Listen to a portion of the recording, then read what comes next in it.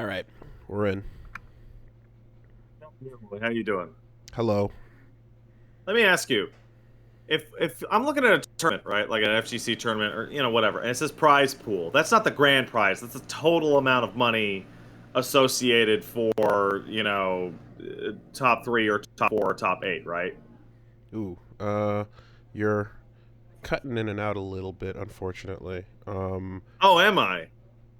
Okay, we're gonna. Yeah, I think it's. Well, I'll keep an eye on it. Sounds a bit better towards the end there.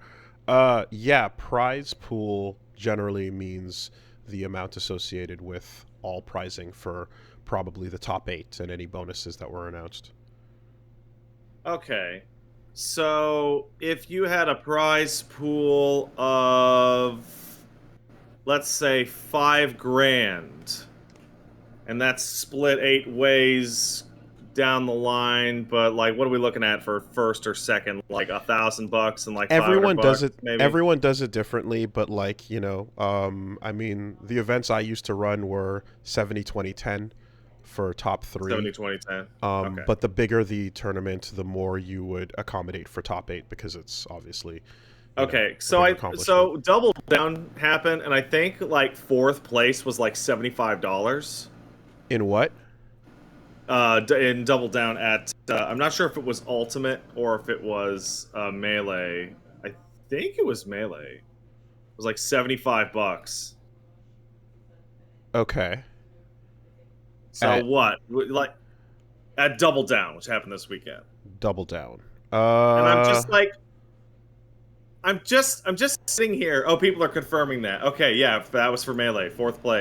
And I'm just sitting here like, man, that doesn't even like, even if you live in the town that's happening in, that doesn't even cover like gas, probably, Yeah, I mean, right? it depends. Like sometimes, sometimes the depending on the event and the people that enter, like if you get like getting top eight means essentially getting your registration back, you know. Right. Okay. So Uh, it's like it's a prestige thing instead of a win, unless you get number one, and then you get maybe a couple $1,000s, right? things there are things like that. Some other places, again, like if it's a particularly large event, you can sometimes get like 50, 20, and then 13, 7, Okay. 3, Right. 2 down the line, you know.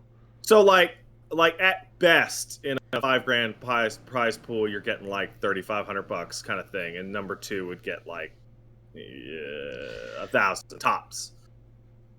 I'm just we're using ballpark. I'm not gonna Ball, fucking yeah. hold you to some No, legal no, no. standard here, man. Let's say ballpark 2% for getting top Okay. eight in Okay. Great. some situations. So how much do you? How to phrase this? If you went to a tournament and you were pretty sure you were going to get top eight, but you don't think you were going to win, so you're looking at maybe getting $80, and the guy sitting next to you is clearly hiding a zombie bite. Right. How valuable is that $75 going to actually be? Perhaps not very valuable at all. Perhaps not. And let me ask Yeah. you a completely hypothetical question that Mm-hmm. has nothing to do with anything. Mm-hmm. You have run tournaments. You've run a bunch of events before COVID, for example, Mm-hmm. right? Like way back in the day, you were involved, or at the very least, you were involved in the management of them, right? Yep. If you were sitting there and a guy came in for, let's say, losers bracket to maybe fight their way back to top eight, and you were like, "Hey, dude, you don't look so good," Mm-hmm. and they were like, "It's cool, man. I just got out the ER. I've been Mm-hmm. vomiting blood all morning." Mm-hmm. That would be weird even 5 years ago, right? Mm-hmm. That would Yes. be fucking No. strange. No. Even in pre-COVID times, it would be a concern. I mean, look, I like well, and I'll say this too. Having seen some of what we're discussing here, where yeah, coughing up blood was the symptom here, which again, it seems like that can be a reaction to COVID. If it is normal for you to have, like, let's say, stomach ulcers, and you cough up blood on a regular basis, and that's That's expected, one thing. that's I get, yeah. certainly to be expected. But if you are otherwise not having that problem, and then that suddenly arises alongside a suggestion from a medical professional that you might have it, then yes, you should probably take that seriously. So, spoiler to everyone who doesn't know what we're talking about. There's actually no hypothesizing or hyperbole happening in this story. At Double Down this week, one Hungry Box Jigglypuff player woke up in the morning before losers bracket and just started vomiting and coughing up blood all over, and then rushed himself to an ER, in which a doctor told him, "Yeah, dude, that's probably the coronavirus, or at least a really bad bacterial infection, which are also contagious." And he said, "You know what, doc? You just fill my ass with steroids, and I'm gonna go down to the tourney and play for 3 hours so that I could gatekeep people out of losers and then leave. Oh, but I forgot my mask at home because I don't wear it." Yeah. So you just like it's really fucking just it's really annoying, because it's the type of event that all of these, so as like events are starting to kind of happen again, and some places are going all in, some places are going small, things are kind of going, but you need, and generally everyone is being put on the same page to be like, hey, can we all kind of look out for each other and do this in as much of a possible responsible way as we can. And in order for that to be the case, everyone has to kind of be on the same page with well, for example, like you want to talk about like cleaning stations and general cleanliness and masks and stuff. That's all an understood stated rule. Coughing up blood and going to the hospital and getting hard confirmation and then going, nah, we're still gonna go through with it, is beyond the pale insane. Like, it just, that's the, like, But insane without COVID. It could be tuberculosis or fucking typhoid or cholera or or anything. It could be severe gastroenteritis. It could, like, yeah, like, it's like, as you're getting, there's a bare minimum that everyone is being asked to participate with, and like that goes so far beyond the pale, I can't even fucking fathom. And then of course, that's also where it would come down to event organizers and anyone around to be like, no. So yeah, so I'm gonna skim over the fact that Hungry Box is like a complete fucking stupid piece of shit. I think we've actually covered that fairly well in the long years of covering Smash events. But like, the event organizers had a massive list of rules that required like masking and vaccination status and all this shit. And then when a top 8 guy comes in, they just go, "What rules? I don't know what you're talking about." Yeah, no, you can't do it that way, man. I mean, so this, like, and this is interesting because like this exact weekend was a Montreal tournament, and I went, this was my first one, and Right. I went to go check that out, and I was like, okay, let's take a look here. And I was very satisfied and happy with how seriously they took everything, and how much it was pretty consistent. Everyone was wearing their N95s the entire time, and stuff was So pretty. that was UMAD, right? That was UMAD.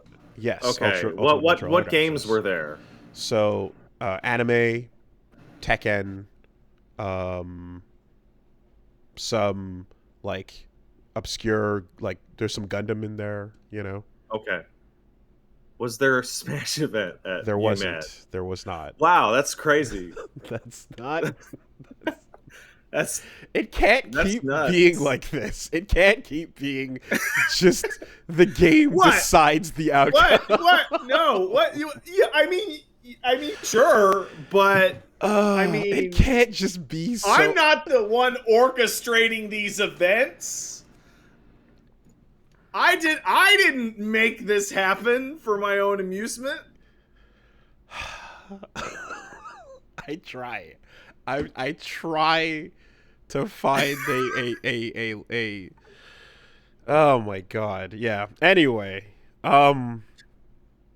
That makes sense. I think the ultimate irony here is Hungry Box was so mad that somebody threw a crab at him, but Did that he happen? is. Yeah, that would happen at some event. Somebody threw a crab at him. It was some Okay. kind of stupid Boston shit. But he's not mad that he spray like infectious blood mist on a crowd of people. I just, you know what it is, man? It's like I know what it's like for like any event organizer or anyone in this situation that is like trying to just like repair an not even repair an image, like just cultivate a sane community and tournament event, you know? And like these and this type of shit just keeps fucking happening and it's like my god, man. Um if you're not gonna get like particularly influential especially players to like just not be insane about this type of shit, then you have to come down really heavy with the rules. Like that Yeah, of that's course. it's one or the other, right? If that type of shit happens, it has the end of every one of these crazy stories needs to be so then the event organizers stepped in and said this is fucking crazy, get out of here. And that's So sort like of that's the only thing to bookend the fact that it's like, okay, this weekend what happened at a Smash event? Some crazy shit. Please end the story with, and then the TO stepped in and and then they went, were get the fuck removed or they out of were asked here. to leave or That you know that's how whatever. every story has to end. Yeah, that's it. It's this weird thing of like if you want to have a tournament and you want to build up a certain amount of prestige for your organization so that people go to your tournament and like your tournament and it becomes like a thing. Like fuck like double entrancy rules or throwing the match because you're buddy and you'll split the pot and all that shit. Like you if you can't if you can't nail down, hey, this person's like drunk driving their car into the stadium and we won't ask them to leave, or this guy came and had a gun during on him during all his matches and would put at people and go bang. Or just put it on top of the TV. You know, like you put the money Right? for the money How the match fuck are and you then a supposed loaded to? gun. How are you supposed to have anybody have respect for anything at your fucking venue if you can't even handle like the first? It's that huge page of fucking pandemic rules for this place, and they just didn't do nothing. Yeah, That no, fucking tournament sucks. no. That's it. You just have to have that final say that is essentially whatever the TO says goes, and even if it's unfair or whatever the case is, they're going to make a judgment call for hypothetical situations you can't possibly imagine, such as blood on the GameCube, you know, and if that were to happen, then it's like, hey, we'll PayPal you your money back. I mean, hey, Get the fuck out. That's the only play. I'm gonna narrate this for those who can't see. I'm holding up a red controller, right? Let's assume it's a GameCube controller, and I've been throwing up blood in the morning, right? 6 hours ago, and I eat anything with my hands, and then I don't wash my hands, and then I touch this controller. There's now blood on this controller. You can't see it. It's just a little bit of blood, but there's blood on it now. Here you go, man. Here's the setup. Or the reset button on the cube. Or the chair that you're... It's fucking... I'm going to trust a Smash player who won't wear a mask to wash his hands? Scarlet rot. Guys won't even wash their armpits or their balls. Yeah, okay, so when what is usually a hygiene issue becomes a biohazard issue because the hygiene is also the deterrent against infectious diseases.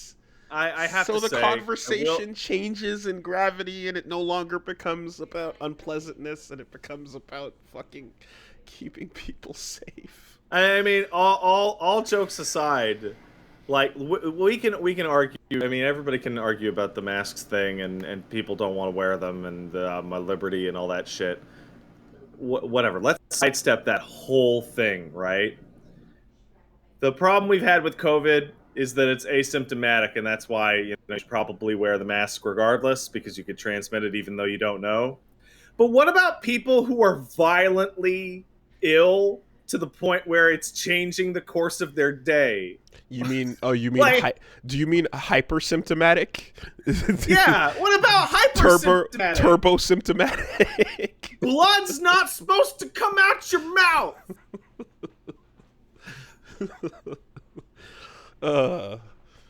Shin turbo final symptomatic. This is a person that would have been quarantined in a hospital 10 years ago if they couldn't figure out what it was. Yeah. Oh my goodness. No, well, not remember. I'm thinking of the fucking Cloverfield girl. Oh yeah, no, totally. Yeah, easy. Just the pop. Hey, Yeah. but remember, guys. Hey, take a deep breath. Take a big sigh. Well, I made a big super fuck up today. Time to tweet about it. Time to get on Twitter and just write the whole thing down and go, hey, this is exactly what I'm doing right now. What I'm gonna do is I'm gonna open up my Android notepad and write maybe 100 words. I'm big sorry. I did a super fucky wucky. My B. I now know in year 3 of a global pandemic that maybe I should. I can't even. I can't. Dude, Hungrybox sucks so bad. Okay. Like, God. Someone just posted a link to an apology where he says, essentially, I shouldn't think I'm above the rules. Sorry, I'll be better, and so on. It's like, well, I did a super fuck up. I hope that in the meantime no one fucking caught it from the insane blood spatter explosion that it sounded like. Yeah, anyway, it just, if it was like I had a mild tingle in my throat and I thought about it and I was like, let me go off. I was like, yeah, whatever. It'd be like, play it on the safe side, man, but whatever, yeah, but no, we're not talking about that. We're talking about, let me get that set. Ukyo from Samurai Showdown. No, I can fucking, yeah. No, I can do it. No, I'm good. I can. So the one Anyway. the one smile out of this, I have to say, Smash does now hold the crown for the most filthy ass, grimy piece of FGC history, in that, like, Hungrybox goes to the event and risks maybe thousands of people's lives to gatekeep dude out of getting into losers finals and then leaves. I don't know who SFAT is, but goddamn, that's brutal. Yeah, I can't understand. I would rather die and kill everyone in this room than see you advance to the finals of the losers bracket. How dare you try to make it out of pools? Everybody's getting it. Yeah, no, it's fucking insane. It's insane, and it's unfortunately also just an extension of that that like kind of, it feels like an extension of that top player privilege mentality that often comes up. You know, that idea of just like, yeah, the, you know, rules for thee and not for me. So it doesn't apply easy. type of shit. And I, you know, in discussing with other TOs that type of behavior, like the ones that I know that I'm friends with, like, we get excited to be able to DQ celebrities in those situations. Oh, dude. I mean, I don't run an event, and I never have, but I'm the kind of Take a guy picture who's of like, your you, of your Pikachu face you, if you you think you're telling above the me rules. I get to throw Marn out? Can I get a big security guy that could pick him up off the floor? It's like it's just, there's nothing, like, there's, I don't know what to tell you. You're still entering just like everybody else. You're going through the pools like everybody else. You know, if anybody is nearby or playing a second game, you're gonna go, hey, can you go let somebody know that like their pools are up? Or you're gonna give everyone the same common courtesies, but just, yes, that the shocked Pikachu face of like, what do you mean I'm DQ'd? I just went for lunch, bro. I can't be DQ'd. We just went for lunch. It's like, yes, you were gone for an hour and a half after your pool started. Yeah. You played your first match, and then you went to go eat lunch. The fuck did you think would happen? So wait for me. No. Yeah. So no, that's always a good time. That guy sat there for half an hour waiting for you to show up. That's that. Anyway, God, Smash never stops giving. well, what a great game filled with great players. thankfully, I can say that there were no blood explosions at UMAD at any point this weekend. Good for you guys. And hey, I wasn't at Double Down. I'm having trouble finding out information, but I hope that there is a silver lining to these shenanigans happening with the possible COVID contamination at Double Down, and that's because I'm under the assumption that due to prior instances in the Melee and Smash community, they kept all the children away from that side of the venue, so they would have been unlikely to have been exposed to COVID.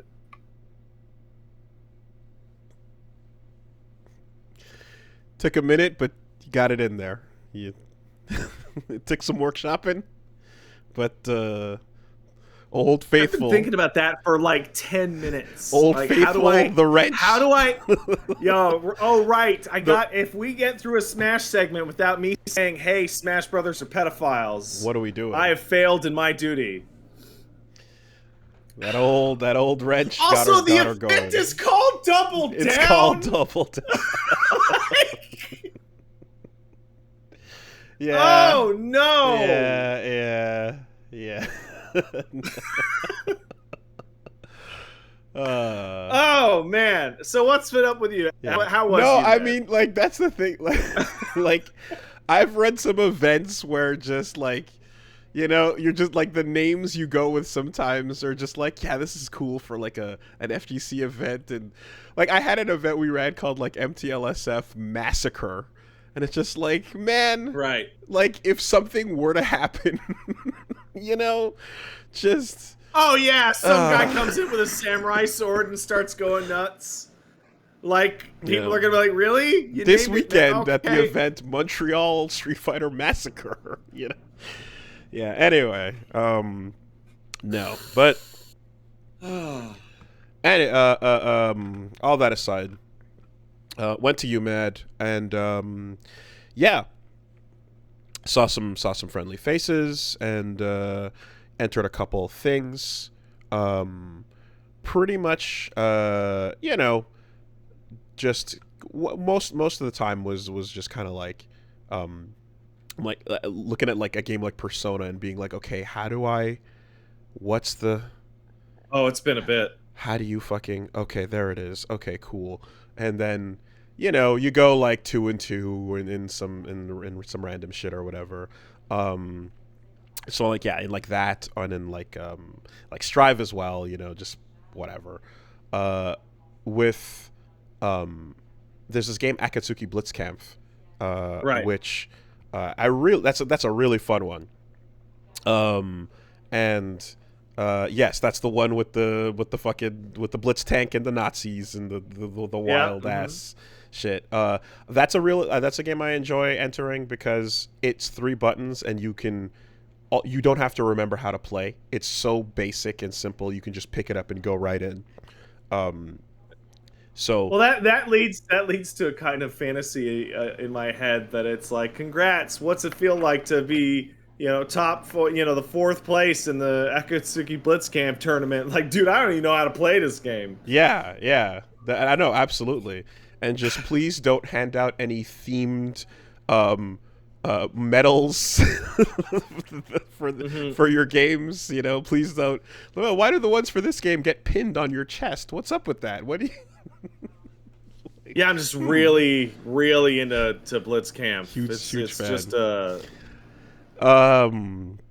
No, but the main reason why I was looking forward to it was because it was going to be the first DNF duel event. So that's Dungeon and Fighter Duel, the new aiding fighting game.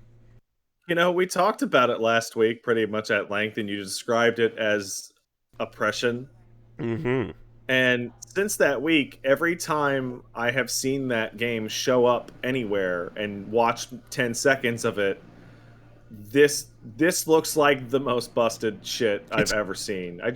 Yeah. I just saw a fucking video right before the podcast of a guy that puts little tornadoes around him. I forget his name. Swiftmaster. Swift. And just like, here's how the cast can't deal with it. Nope. Nothing you can do. Just like, here's what? Absolutely nothing you can do. And the striker, like the Tifa girl, can, like, they found some tech with her this weekend where she can just put you in a block string and she can do a combo to you, like, while you're blocking, where if you don't have the resources to, like, do an alpha counter, you're gonna get guard broken and killed no matter what. Unstoppable. I feel like we're like maybe 2 months away from it going the way of like Teenage Mutant Turtles tournament fighters. In which case the game breaks down to, like, here's 4 characters, and if you play these 4 characters, the game is solved. It's gonna come down to who wins the first neutral engagement in the first 1 second of the round, and then it is solved after that. I have already heard discussion of, like, character bans potential, like, on this week one, and, like, the discussion of, like, because some people are really feeling it, and, like, that was a big discussion topic this weekend too, because I'm looking at this and I'm like, man, like, what is the threshold for banning a character, right? Like, if someone has an infinite, for example, like Crusader has an infinite, but you just ban the tech and you say you can't do more than 3 loops of that, otherwise you lose the match, right? Then you can still continue to play with that character.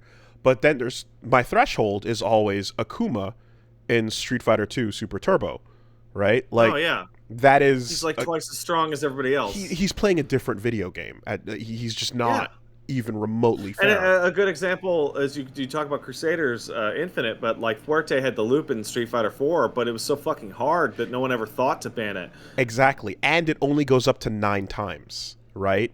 So the, like, Run Stop Fierce is what El Fuerte did in Street Fighter 4, and that's a perfect example because it's like, you don't even have to ban it. It's extremely hard to do.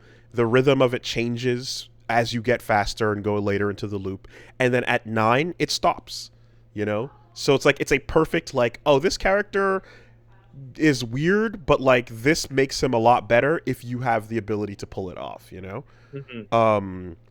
and so with Akuma as the, like, bar for, like, what banning a character is, you start looking at like these other examples, like Lab Coat 21 and Dragon Ball was, like, really, really fucking crazy strong, but it's just like, what should the bar be at, over the years we've seen, like, King of Fighters, for example, just got patched, and then, like, now every team has to have Cronin on it, the K999 guy, K49 type guy, because it's just like if you don't have him on your team, you're probably just not going to be able to beat someone that does, type of thing. Yeah, and it gets weird because it can't just be character strength.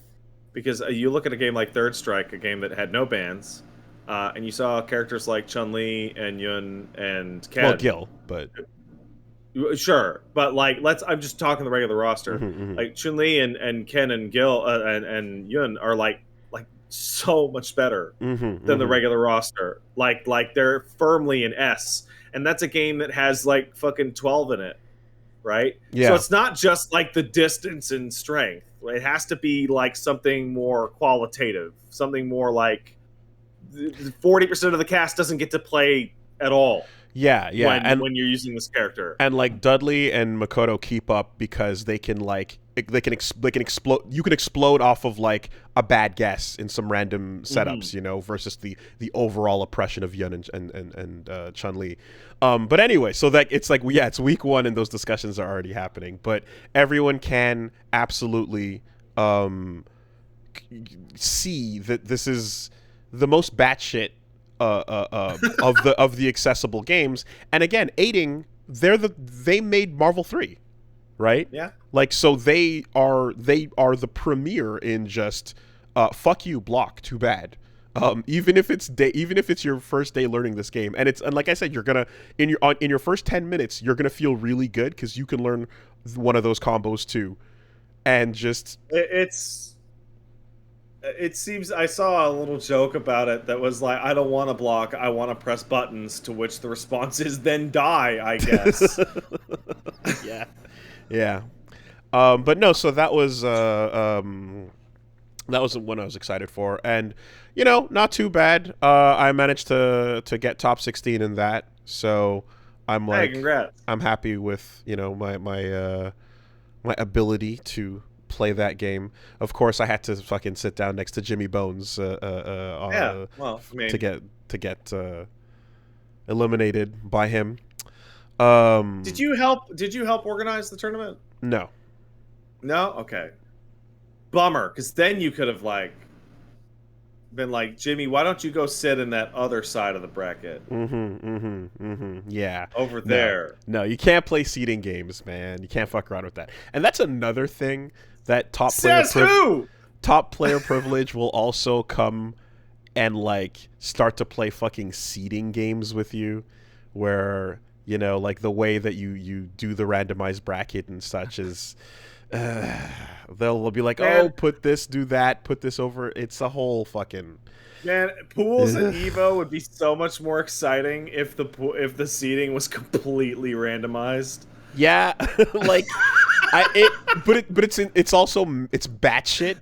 Like there is something to be said about seeding, but like it's nice that you can use like previous placements at other events as a means of deciding how you go about your seeds, you know. But if here's the fairest way to run the brackets. Okay, the top 8 from last year, they're in pool 1. They're in pool 1. Yeah.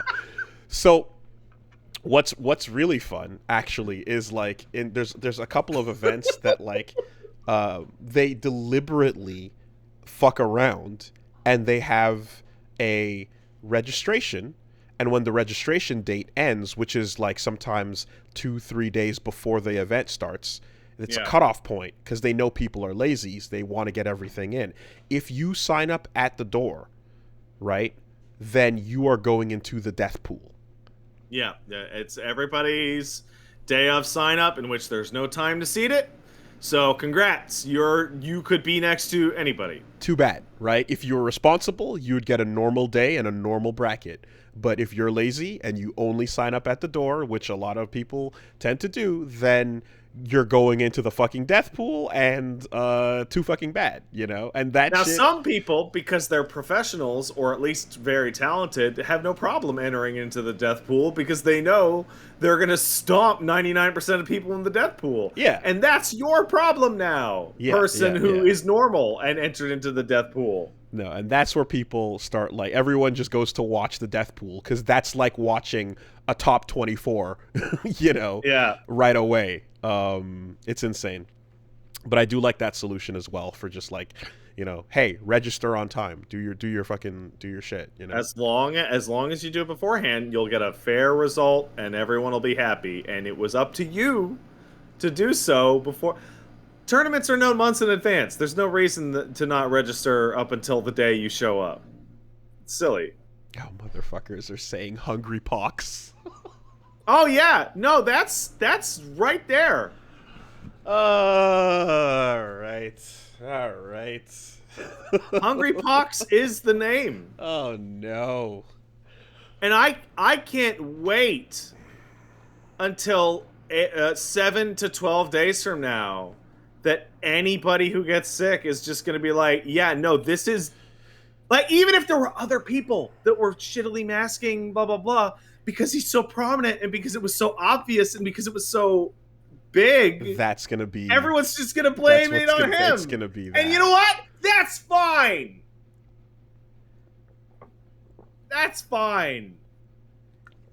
Yeah. Well, anyway,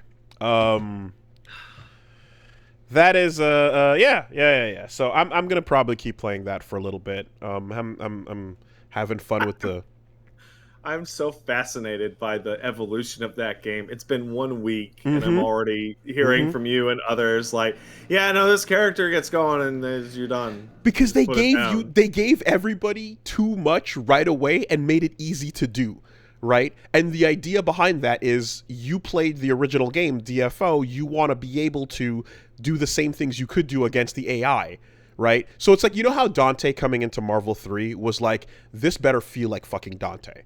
Right? And it sure did. Yes, and Virgil as well. You're like, you can't fuck around and make a weird version of them that doesn't feel like they should. No, they have to have the move list. And by having the move list, it just makes them way better than everyone else. Yeah, totally. But so fucking be it, And this game was designed with that in at heart. Is just, you're used to like stomping the shit out of AI.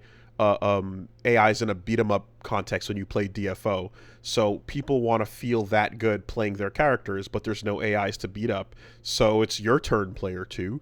But I'm still gonna do the same. You get to be the shit. You get to be the live training dummy. Yeah.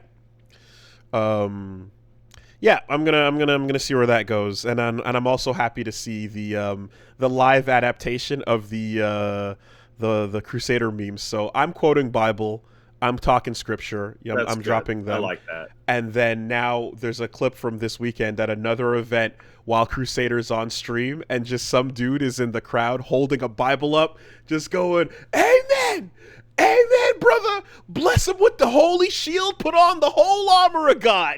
Just holding the Bible out.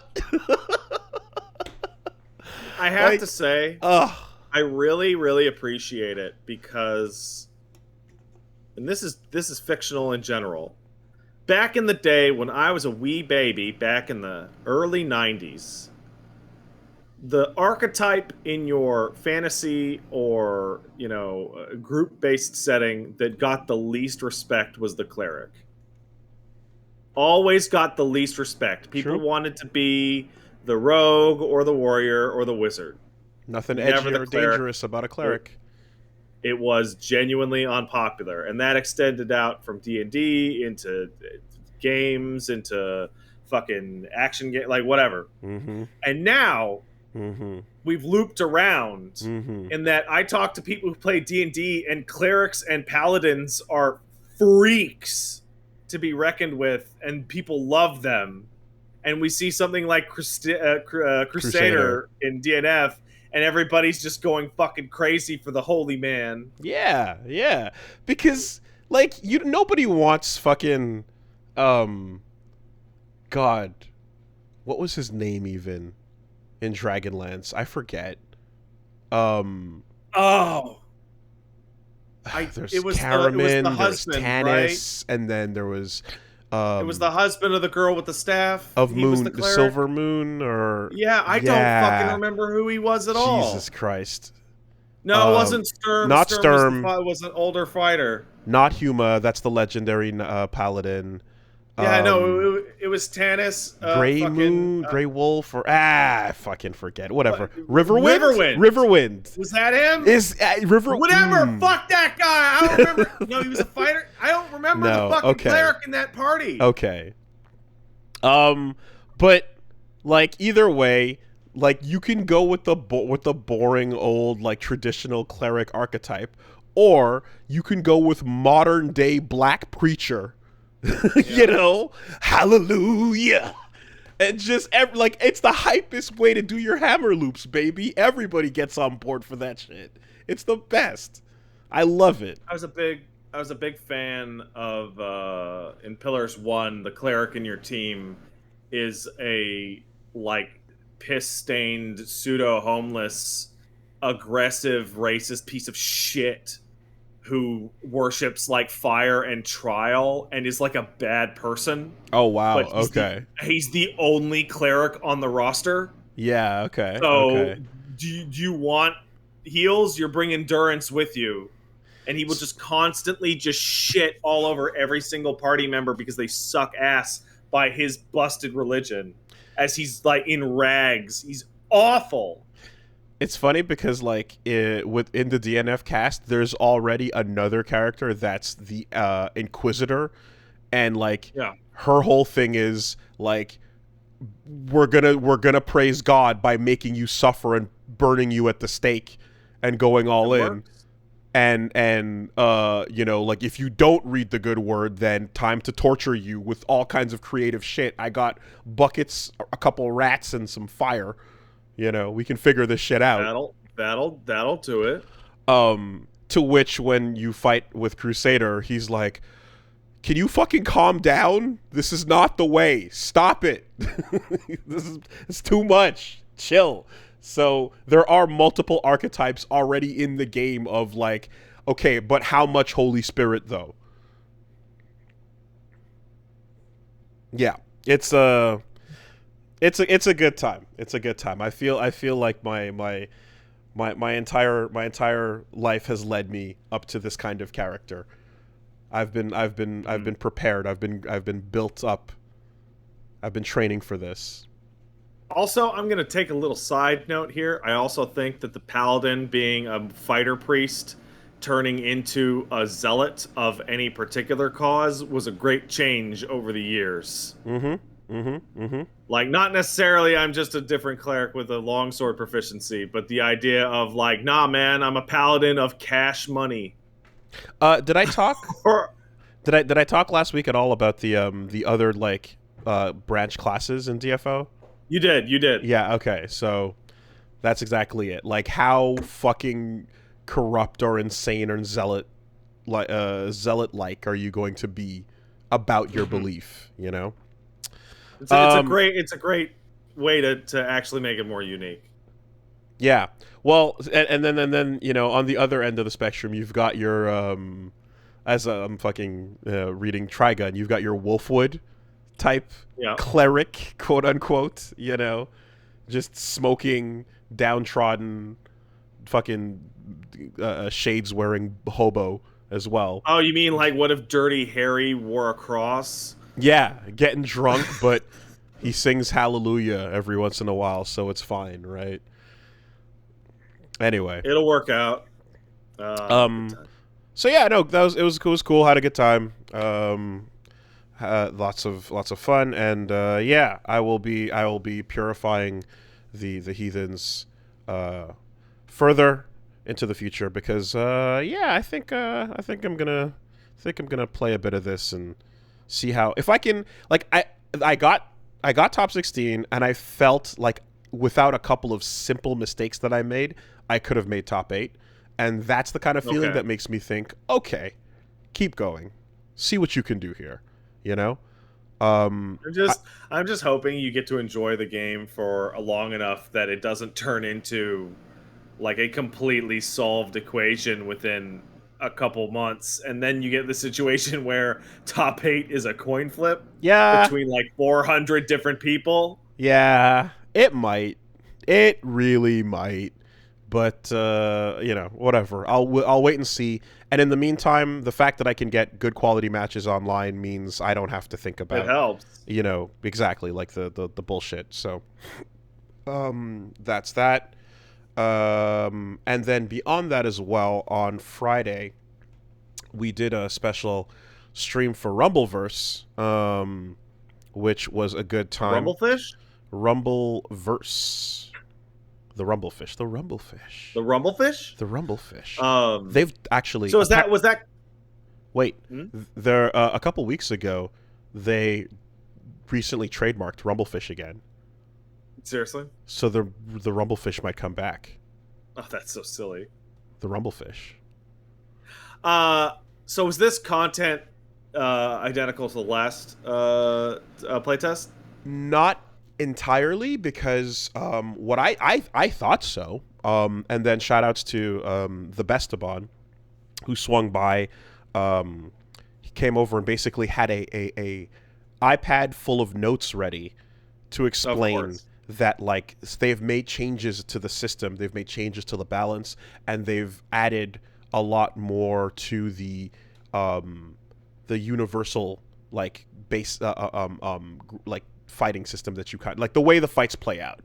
So the biggest differences I think are now there's not just like attack as like a combo, Right. but you can do like light is like a 3-hit knockdown, and then if you do light heavy, it's like 2 hits and then a launcher that sends them backwards, and then depending on if your back is if you're fighting on top of skyscraper and you do light heavy, you can send them flying behind you, off and for extra damage.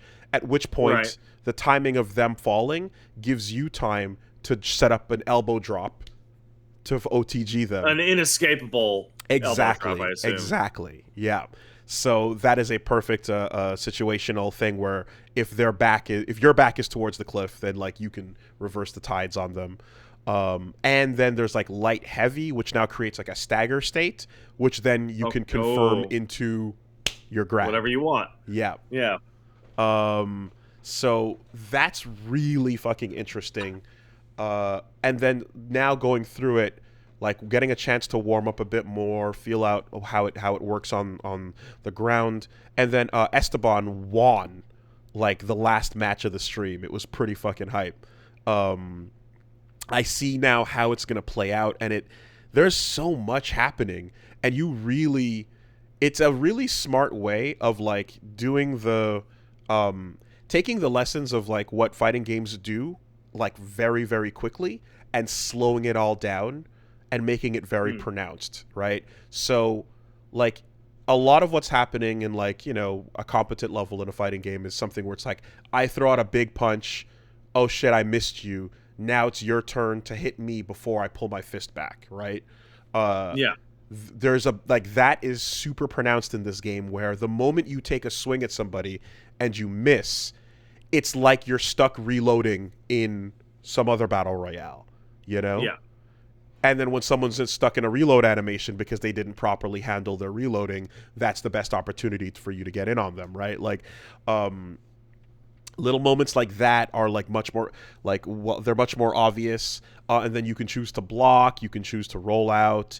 There's some other things they added as well. Is I think beforehand your only options were to get up, like neutral, do a wake up attack, or to like roll out. I believe that were your options. Now you can do wake up nut punch, right? And the nut punch will it'll break through a guard if they're blocking, but it loses to a normal attack, but it also beats a throw.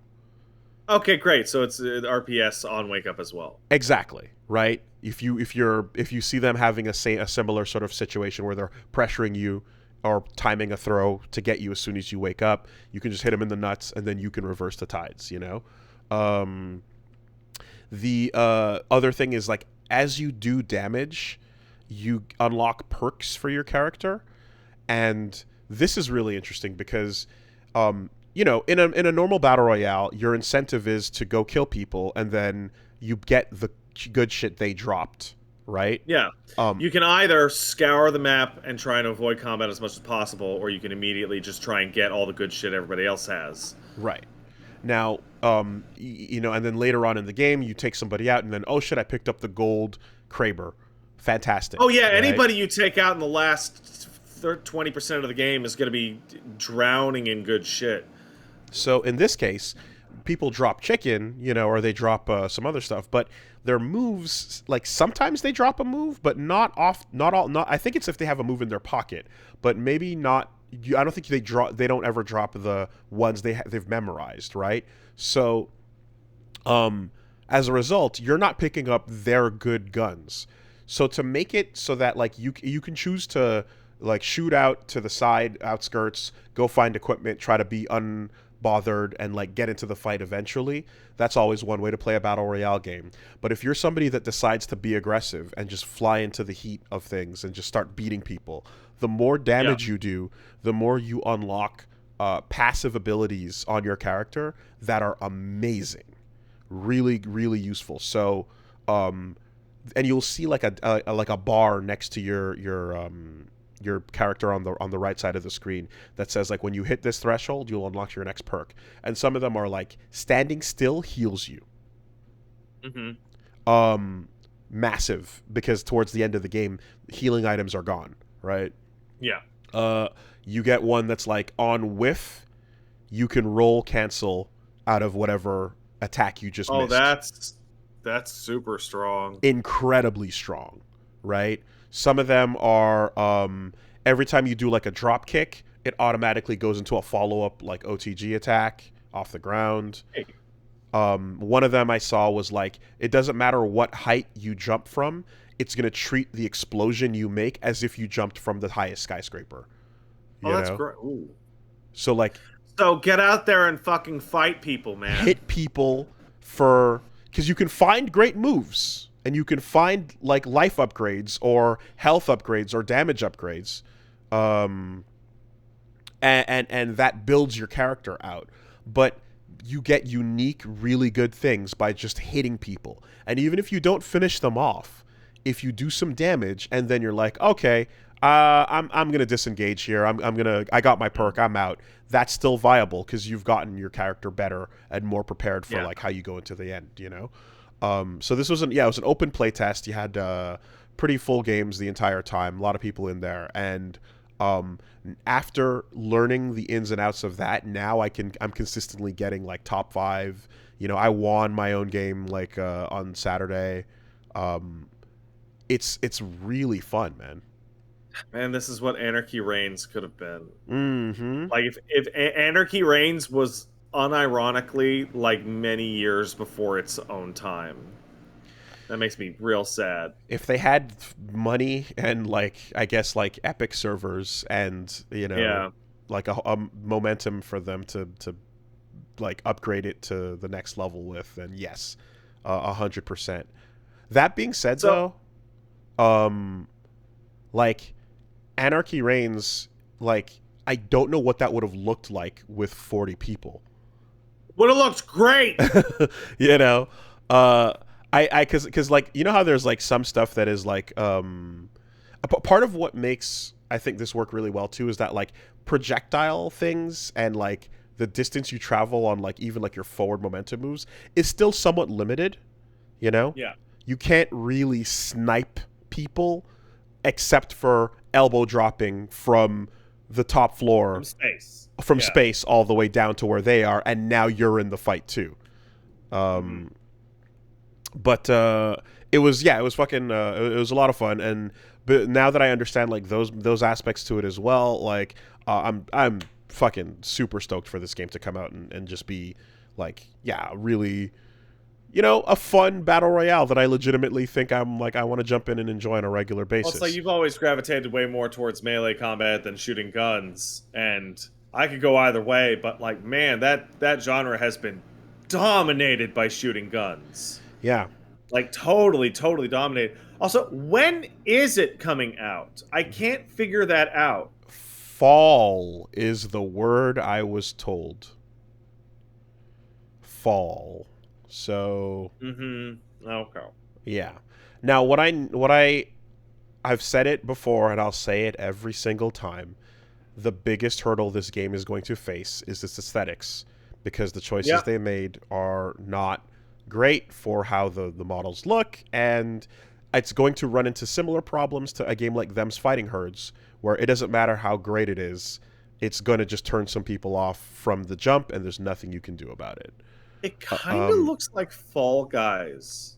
Like, obviously, the Fall Guys characters are all goofy little, like, mm-hmm, Among Us characters, mm-hmm. but I'm just talking, like, the rounded edges and the color palette. I guess, but then they look more human than that, and it just Yeah, they look like more Fortnite-y. and that halfway point just fucking every time. But what I'm hoping for, what I need to see as well, is in a lot of these games, since the whole thing is like, hey, if you play this a lot and you got like, a high level, or I don't know, like a battle pass or whatever is going, you're gonna unlock some crazy awesome cosmetics that you really want to get incentivized to. So I want to see what the final amazing cosmetics are going to look like, and see how much that mitigates the aesthetic issue in a way, because like Well, then some of, that's genius, because, hey, do you want to make your character look good? Why don't you sign up for the yeah, battle? because like for example, I have to say, like when I found the gear that made my character look like Juan from Guacamelee, Right. I enjoyed that because I like Yeah. Guacamelee. So things like there's ways to mitigate the impact, and I hope that they find that type of gear and put that in the game, and still have a strong incentive. And the other thing I'm hoping for, I mean, I don't know if they will, but just if they can just like get AEW on the horn, not Vince, because that's obviously not going to work, but like get like, maybe New Japan, like someone that's like a wrestling promotion where you can start putting some accessories in. That'd be so fun to be able to put some gear on that is like part of, a crossover event. I bet it's going to be generic for a while. Like, you could have I'm sure there'll be a um, costume set called the Mortician that has like a black and purple wide brim hat and shit like that. Yeah, dude, there's a wake up animation that's straight up an Undertaker whoop, like Yeah. they're already doing that. And the wrecked shot is in the game, and it's homaging left and right. The animation with the goofy ref thumbs up is in there. I'm just thinking, like, yeah, you get that final layer in of just like, okay, you can wear some AEW merch and or like, cosplay as some of the wrestlers, and that would be a nice mutual crossover, I think, especially since AEW is getting into games, right? So Yeah. But then the worry is that AEW would want to make their own thing instead of crossing over with a different thing. yeah, but the thing they're making is like a Ukes wrestling game, sounds pretty traditional, at the end. Yeah. So yeah. Anyway, I that just find ways to, incentivize us to like get aesthetic shit in this game, because it's the only downside. Everything else is Yeah. tons of fun. And you're gonna, I'm gonna push it. I'm gonna still tell people to like, check this out. You're gonna have fun with it. It's all the things that I enjoy competitively going on in a battle royale environment. Yeah, so Rumbleverse was really fun. The video for that, Get Into Fighting Games, should be popping up this week on the channel as well. So Do you classify that as a fighting game? yeah, I mean it's a battle royale like fighting game like thing.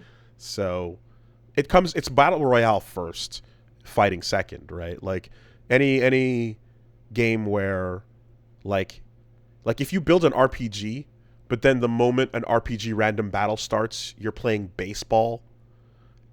It's Then that game would be awesome. yes, but like that would be a baseball RPG, like Right. you can do this genre mixing thing. So yeah, that video's coming soon. Alongside that, you can also check out the Twitch Rivals video. Team Wooly versus Team Max is also live on Wooly versus, so check that out as well. Yeah, and then Elden Ring and Mass Effect continue. Okay, it's time for the Elden Ring check-in. Where you at? I'm soloing her. Okay, are you? I am. But are you actually? I actually am. Mm-hmm. I'm, so what? So to I'm my fighting understanding, Millennia. Yeah, go you ahead. are not actually soloing her. You are attempting to solo her. Yes. Which is a minor distinction. It is a distinction. I am in the process of attempting it. So I'm at Millennia, and I am doing it without any summons. I just want to me and my fists. I just want to dance. So that's how I plan to do it. That fight is awesome. It's really fucking cool, and I have to say that I was worried about the overhype, and what I got delivered. Yeah, so we talked a lot about Elden Ring like reusing their old tricks, right? And to get to your hyper boss, I don't know what to call it, right? What's the word? Your final optional. And hey, here's a new trick. The boss heals itself by hurting you.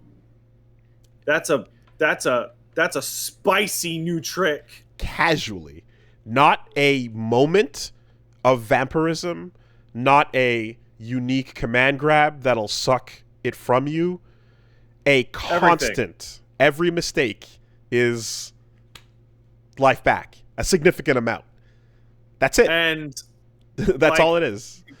You go in and it's like you look at it and it's like, man, this fight really wants you to mix it up because certain play styles just don't play. I was using a big ass shield for a lot of my playthrough, and I didn't for her because she heals through the fucking shield hits.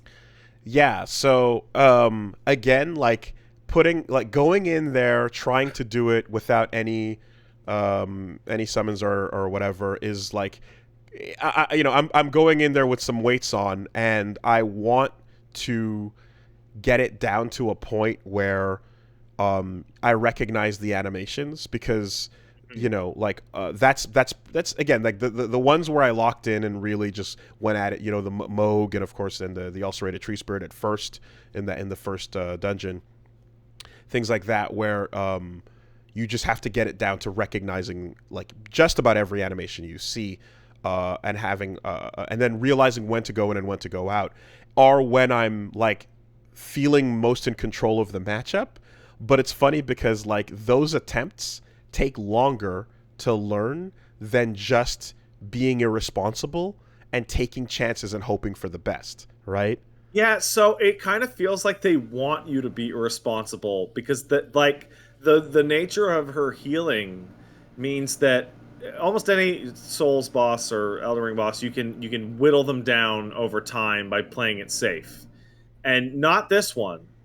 If you try and play it safe, she'll still be there with 70% of her life after you've exhausted all of your resources. They want you to go in. They want you to go in super hard. Mm-hmm.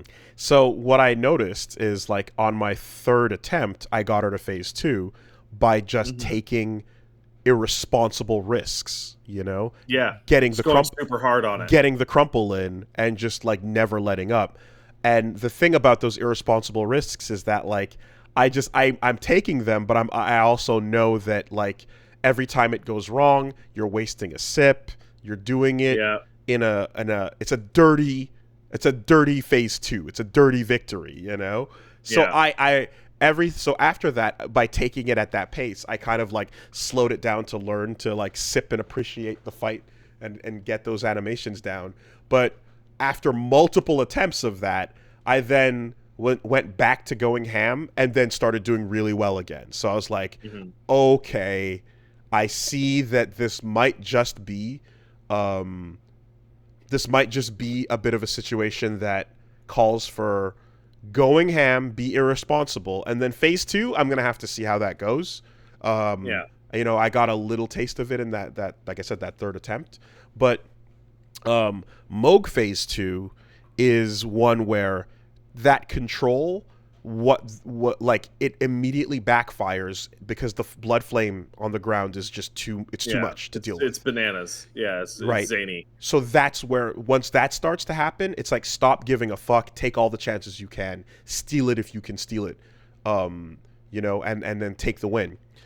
So I'm gonna see if this has a similar rhythm to it, but like the controlled first phase, as much as I enjoy sipping the slow wine on that, I got results immediately by just being irresponsible. It's a really fascinating fight for your mega optional, because like you hit her the first time and she visibly staggers, and you're stagger her out of like a default animation, like she was a NPC like fight or something like that, and you're like, oh, okay, and like it definitely gets across the feeling that the character itself is physically frail, and then she hits you and you're like, oh, and it's real bad. That like that's I don't know what to call it, an experimentation fight, because the rules on it are actually a lot more lax than they are for a lot of boss fights. Like a lot of bosses in Elden Ring, like, they're strong against this and they're strong against that, and they don't stagger, right? Like if you think about the double gargoyle, right? Like that thing is nuts. In terms of like, well, they're not weak to this and they're not weak to that and they're not weak to that, and good luck crumpling them. You get to Millennia, it's like she crumples to everything and she's weak to everything, other than she's strong against your life bar. Yeah. And so, like, you try out a bunch of stuff. It's like, wow, she's actually really weak to freeze and bleed, like, like a lot. Okay, you know what she also is really weak to? Every sword or hammer above a certain size will knock her out of damn near everything. Interesting. And I ran my plan, the way that I ended up working it, is I got the Blasphemous Blade, which is the Rykard Faith Greatsword that has the giant wave, and me and Mimic just fucking waved her down for the whole first phase, and she just could barely stand up. Interesting. Okay. Yeah, it's funny how it's like, just by having her hit you on your mistakes and suck life back, it still creates challenge. That's good enough, you know. I'm well, anyway, like phase 2, whatever.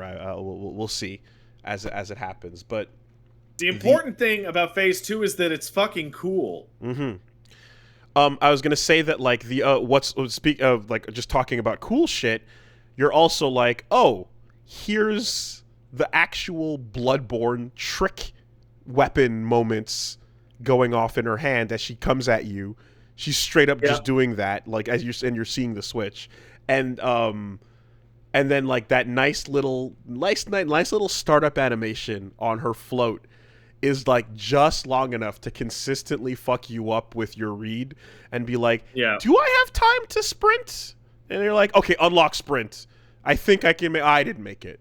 There's a you're talking about it's called the waterfowl dance, where she holds in the air, and then she does the gigantic fucking judgment cut. There's a really specific movement that you can do to 100% avoid that every time.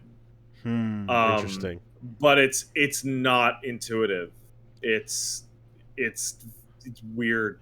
So I've managed to clear it by, 1, already being somewhat far away, 2, unlocking, sprinting backwards, and then using 1 bloodhound step, and then 2 for the third part. When you lock on with it, it does a dandy step sometimes, often actually. So like if you unlock, you can go back, but if you are locked, it'll go back and then bring you back in, even though you're holding down. So yeah, you kind of. The way that I figured it out was that first of all, you have to recognize it early. Like the instant she hangs, you have to immediately start sprinting backwards, like directly backwards. And if you do that on a good enough reaction time, the first 2 can't catch up to you. and the third one always will, but the third one's like a rollable strike. And then dodge So the you last little basically bit. you run backwards for 2 and then roll forward on that third one. Okay. But you have Bloodhound Step, so it's probably going to be a little easier Yeah. because Yeah. that thing is great. So you can, but you can out sprint the the start. Yeah. Okay. So no, that seems to be, you know, like that is the run ruiner, as is the command grab. You put a shield up, and she gets her whole bar back. Like if she's at like 20% and you have a good shield and she bangs the whole move out on your shield, the whole boss life bar comes back. It's crazy. Yeah. I also appreciate the simple gravity of her cutscene. You know? Oh yeah. She just gets up, puts it on, and comes at you, nice and slow. Yep. You know? That whole area is. I mentioned it ages ago when I had first done it, and it ties into the this feels like a bunch of Dark Souls games mashed together. The Halig Tree is like a Dark Souls DLC. Like it actually feels a lot like the Ring City. It can. I can see that. I can see how it's like this is what you used to pay $10-15 for as like the ultimate challenge, and it's just sitting over here. Big hard zone, big cool boss.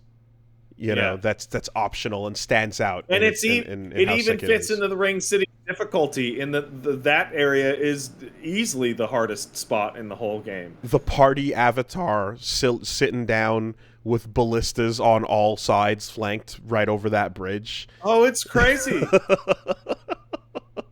And then you drop down, and it's like, here's a bunch of those fucking multi-handed, whatever they're fucking regal. Oh, Royal Revenants. Oh my god! Like 2, 3, 4, huh?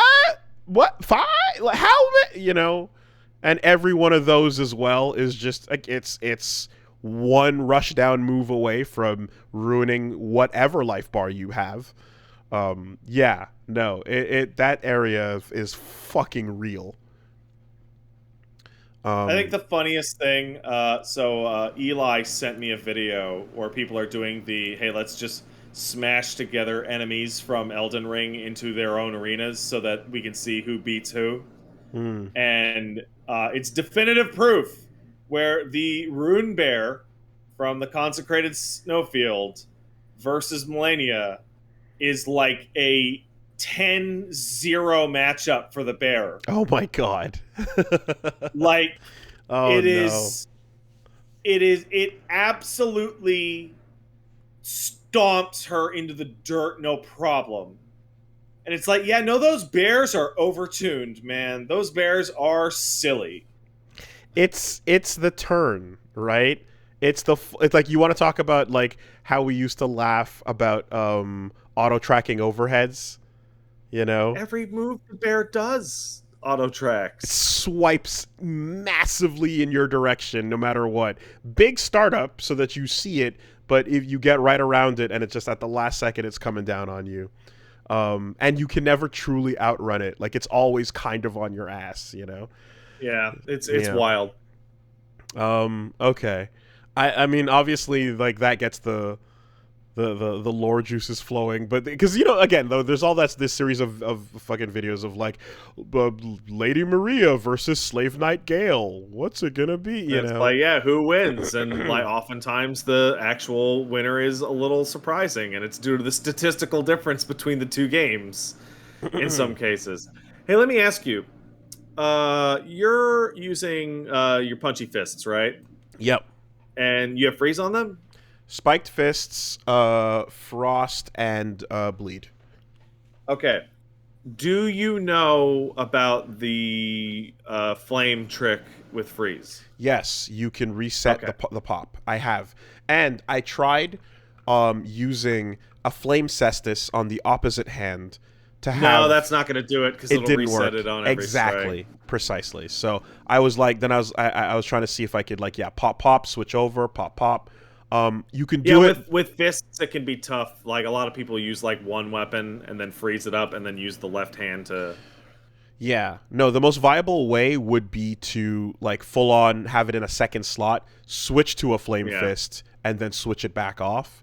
Um, that'd be a but lot better in a game where Elden Ring is the first From Software game in which actually switching your slots or switching your from one handed to two handed is actually a little awkward mhm. because the holding triangle shenanigans. Yeah. So I tried it for a little bit and then decided not to, but it's fine because I mean the star fists are they're doing the job. Like they're fucking Hmm. great. Um, but I'm consistently undershooting how far I think they're gonna go on my jump R2 sometimes, and that's basically the biggest limitation with them. Yeah, But I ran the biggest slabs I could get a hold of, and jumping like R2s were just super good the whole way through. Man, it is. I feel like there's a lot of people who went all the way through Elden Ring. It's like, no, your jumping R2 attack is incredible, man. hmm Like hmm for no matter what weapon you have, like oh, they're so good. I'm thinking what might work better for my build would be to put on a spell that causes flame.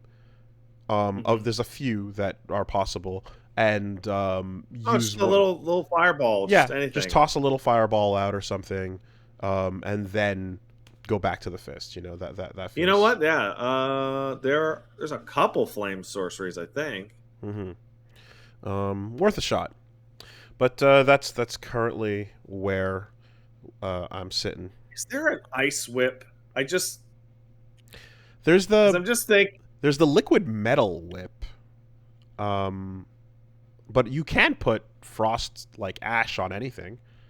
yeah, because I'm just thinking because there's a really good fire whip you get later, and I'm just thinking about like just the annoyance of procking freeze on something with one of the whip weapons, and then just a little tap with fire. Hmm. I This game also has so much shit in it. Yeah. So because I'm using laws of regression for like anti poison, anti rot, um, Yeah.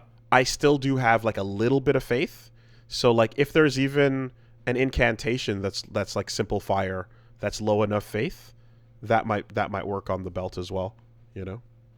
I um I legitimately don't understand how anyone could go through Elden Ring without any points in magic or any points in faith. The amount of times I had to cure myself of Scarlet Rot are Mm-hmm. uncountable. Yeah, just strength and dex would be weird.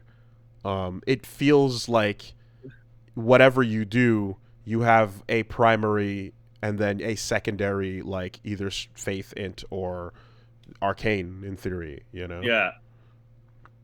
Um, but either way, the balance unbalance continues where you can bullshit your way through everything, but everything's also gonna bullshit its way through you.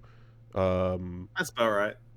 so I'll check back in once I'm through it. But I'm glad that like it's delivering and it's not overdone. You know. And I saw as well that Let Me Solar Her got himself a fucking sword for his accomplishments, so that's pretty cool. He Uh, did over 2,000 completed runs or some nonsense. but when I first saw that name and saw the memes popping up, I'm like I don't know what this is and I don't want to know, so I'm just gonna scroll past it, and Yeah. I avoided it for most of the duration Hmm. of it, but like eventually it hit a point where I'm like okay no like I've seen and heard enough that I get what's going on here, you know. Well, I mean, at a certain point, it's always the nature of any game with a lot of boss fights is like you're clearly at what the 90% mark, and you Mm-hmm. can remember things that you've seen that you haven't dealt with. Mm-hmm. Mm-hmm. Mm-hmm. So they must be The nearby what's going on or nearish. for sure. Um, yeah, no, good on FromSoft for like you know fucking sending a reward for that. That's super cool. I'll tell you what, man. It's almost a shame that you didn't fight her because she had a bunch of different iterations and bugs associated with her. Hmm. Um, there was one version in which they patched it. I want to say it was like 1.02, in which if you summoned anybody to help you, the matchmaking hit detection was broken, so she'd heal on every swing, whether it hit anyone or not, Wow. because the game thought she was hitting a summon at all times. Oh boy. Okay. Yeah, well, okay. So that's just ridiculous. That's not even like a balance change. It's just that's just her Yeah. not working. Uh Interesting. Did that apply to local summons too, or No, yeah, it did. It online, applied to any summon, any any fucking online secondary? person at Okay. all. So it's like, no, there was a period in which you absolutely had to go in by yourself completely. Interesting. Yeah.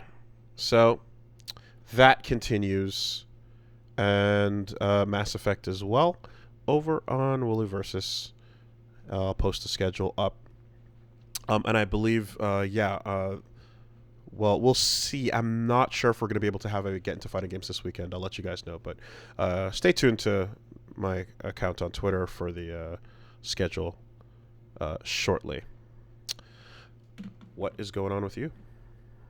Well, what's going on with me is that I got my book. I got my book in the mail, There you go. my book machine, and this is a Kindle Paperwhite signature. It's for reading books, and I've been reading a couple books on it. Primarily, I've been going back and rereading Carl Sagan's Cosmos, because I figured that'd be an appropriate way to start to go back and rethink about Johannes Kepler and the Voyager mission and all that stuff. Um, Carl Sagan's books are great, but they don't stand up to his own reading of them in audiobook form, because Carl Sagan has a great teacher's voice, Hmm.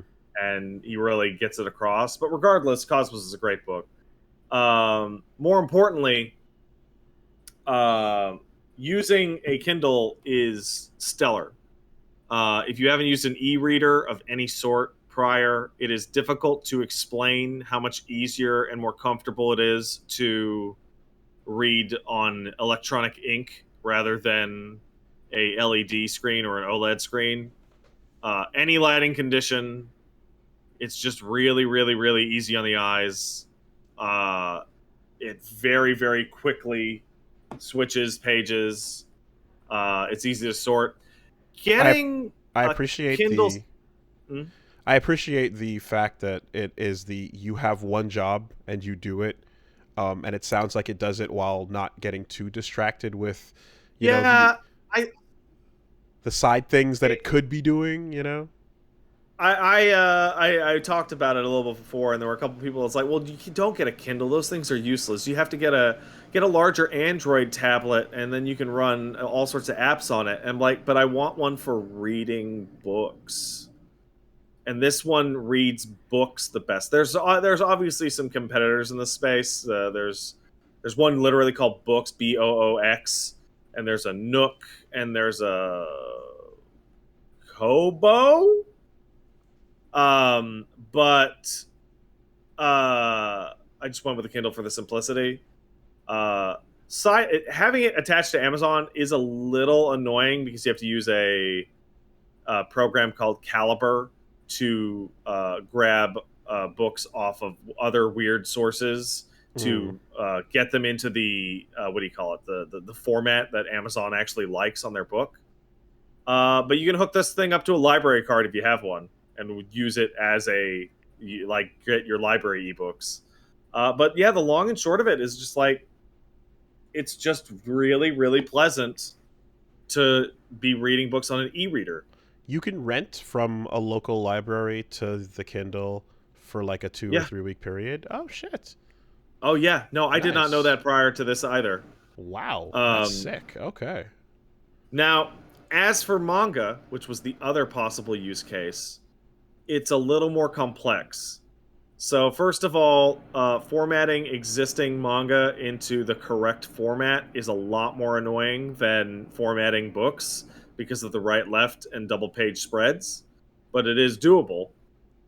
The other thing is that the Kindle Paperwhite is at a 6.8 inch diameter, whereas Mm-hmm. your average trade paperback of manga is about an inch larger.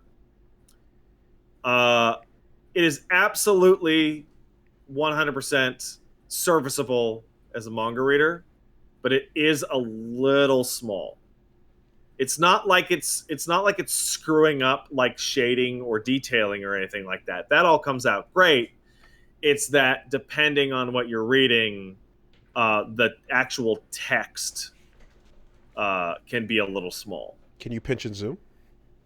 You can, but because it's not a tablet, because it's an e-reader, pinching and zooming feels like complete shit Okay. because it refreshes really, really, really slowly. Oh, so it's like fade, fade, fade, fade, zoom. Well, not exactly, but like here, I got a random page of Cosmos up here, and it's like if this was a tablet, uh, that would be instantaneous instead of fading away and then fading in. Okay. Electronic ink is like really, really slow for that.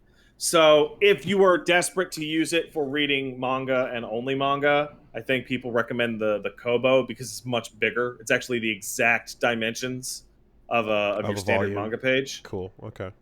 And also, it's in this weird thing where um, renting books from your library or otherwise is a lot easier than renting manga or from your library or whatever and then putting it on your e-reader.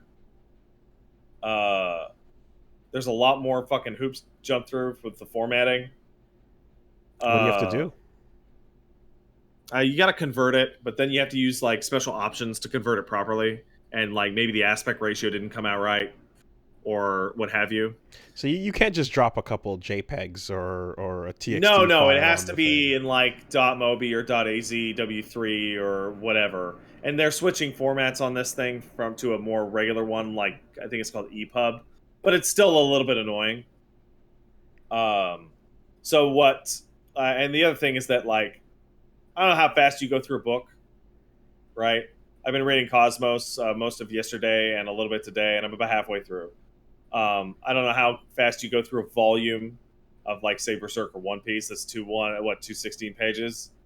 Uh, but like you go on Amazon right now and you're like, I want to buy One Piece, and they're like, okay, give us $800. Mm-hmm. Mm-hmm. Now, Yep. to be fair, the reason why that is because One Piece has a completely absurd 99 volumes on Amazon. But still, Yep. No, but it's Trigun Maximum Volume 13 out of print. $300, please. Fuck you. yeah. Well, luckily, with your electronic books, you're dodging that problem, and you're usually actually getting maybe a buck off or $2 off, like whatever the trade paperback was, because I mean it should be. You're not using any real fucking paper, right? So like a volume of One Piece is like $7 Canadian, which I mean that seems reasonable until you want to read all of One Piece. $7. What is? Yeah. Okay. No, you're saving a bit on that. Like a dollar. That's fair. Um, Mm-hmm. there is one absolutely massive problem with the Kindle for manga, though, and I think the Kubo sidestep or the Kobo, whatever the fuck it is, I think it sidesteps it. But there's the reason why most people actually read manga on an iPad or an Android tablet, and that is that Shonen Jump has an app you can sign up for $2 a month Mm-hmm. that just gives you fucking everything. Everything. Mm-hmm. And this thing doesn't support that. Just doesn't Yeah. support it. So I'm definitely going to keep this for reading my books. But if I desperately want to get into like long term reading of just a shit ton of manga, I would probably actually get the Kobo specifically for that. I guess if you're specifically looking to be into like if you're gonna be reading multiple of the things that Shonen Jump is putting out, then that is a bummer. But like some of the shit I'd want to catch up on personally is not necessarily Shonen Jump like published, so I Yeah. it might not apply as being that beneficial. I'm Now, pretty by sure the way, folks Tepu is not in Shonen Jump.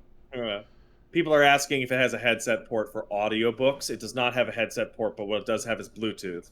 So if you want to put an audiobook on your Kindle, you can listen to it via your Bluetooth headphones. I don't, I'm just thinking. I don't know if the Kobo actually supports the fucking, what do you call it? The fucking Shonen app. In fact, I think the Shonen Jump app may in fact just be for PC and tablet, which sucks. Oh, well, dumb. But I mean, dude, like it's not surprising to hear that like major Japanese publication company doesn't play nicely with accessible reading tool or accessible, format that people can actually use and enjoy. Now, obviously, there's other ways to get your weekly shonen or otherwise manga Mm-hmm. onto a viewing device for yourself, but that's pretty annoying compared to it just being supported natively. Yeah. Well, I think currently like for me personally, I think the only thing coming out a jump that I was curious to start was Chainsaw Man. Yeah, like I'd like to read Chainsaw Man. I'd like to read Hero Academia. I would like to read One Piece, etc. Uh, but like One Piece specifically looks a little small on the Kindle. Okay. I don't know if it's the panel sizing or what. Now the French libraries had manga rental. Mm-hmm. Do Can you rent manga for in English for the Kindle? Yeah, dude, I like currently I have no idea. Like the library stuff is great, but I don't have a library card in BC right now. Okay. Right? All my ID still says the Quebec. Mm-hmm. Because that would be But yeah, perfect. I'm very much enjoying reading my books. I Cool. will when I finish anything, I will talk about it. I mean, Cosmos is Cosmos. Do you want to learn about the history of fucking learn about space a little bit? I mean, read that book. It's good. We're gonna read Pale Blue Dot afterwards, which is about being a tiny little dot. That's a good one. I read that decades ago. I'm rereading them. After that, though, I have a huge list of shit. Mm-hmm. I have Dark Tower. I've got Wheel of Time. I've got Game of Thrones, which I cannot believe. Now that I loaded up the Kindle, and at some point, like 10 years ago, I guess I got Game of Thrones for free ebook wise because it was sitting there on my account, and I'm like, wow, I must have gotten that like 10 years ago, and it's still up to date, huh? Is Good, good, good thing no new books came out in that period. is 100 Years of Solitude on that list? Nope. Throw that on there. Should it be? Throw that on there. Okay. All right. 100 Years of Solitude. Yeah. So yeah, I got all the fucking Witcher shit on there. Just like basically, I never actually finished Lord of the Rings ever. Oh yeah. So Okay. just like I really need to just go back and just like here's all the shit that I should have like kept up with or read over the past 10 years. And when I'm done with all of that, I'm probably going to start on like Brandon Sanderson stuff and maybe some goddamn Stephen Hawking like Brief History of Time stuff like that. What is 100 Years of Solitude? You've mentioned it before, but I can't quite remember. Basically, it's Colombian author telling a story of a family over the course of 100 years. It's just a family that founds a village, and then it follows different generations of their descendants over the course of a century, and the descendants all have wild lives and crazy things and Well, I'll be. There's no digital version of that book. huh. No shit. That's crazy.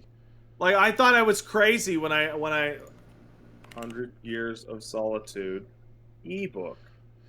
Yeah, as I'm describing the setup, it's kind of like the beginning of Encanto, I guess. A little bit. Oh, there it is. It's just only on the chapters.indigo.ca website. I see. Okay, well there you go.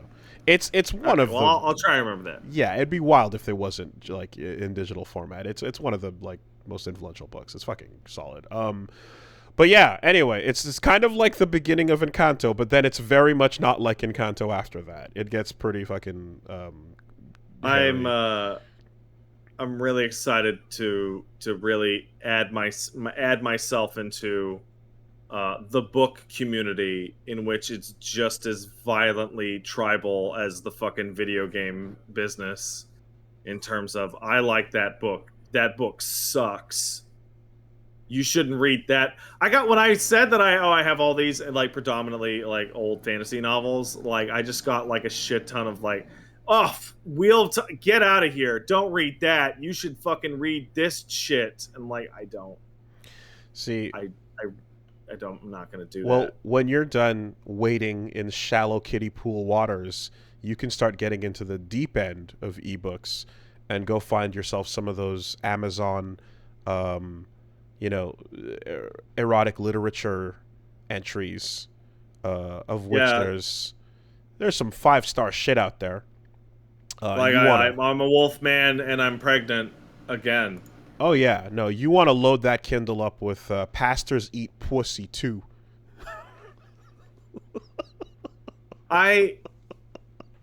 You want to get in there. It's important reading to throw on the list, man. There's a lot of garbage out there. There's a lot, so there's a weird disconnect here because I'm living with my wife, Paige, aka Peach Saliva, who has a long history of just finding the most garbage, like amateur writing that's not published, and running it with it. And I've tended to read what I'm going to call real books, right? But I've never dipped my toe into amateur garbage that became a real book, because that's like a whole different fucking universe. I mean, I'm taking a look here, and you know, that's a solid 99 cents to get your hands on a Kindle edition of Pastors Eat Pussy too. So, and once you do that, you can get into the whole collection by Quan Mills, including My Psycho Baby Daddy. Why did you have this ready? Oh, don't you want to talk about what you're putting on your Kindle? Then it's time to go into the deep end. Get out of the kiddie pool. Yeah. That doesn't answer my question at all. How about the classic 5-star 2018 bestseller, This Hoe Got Roaches in Her Crib?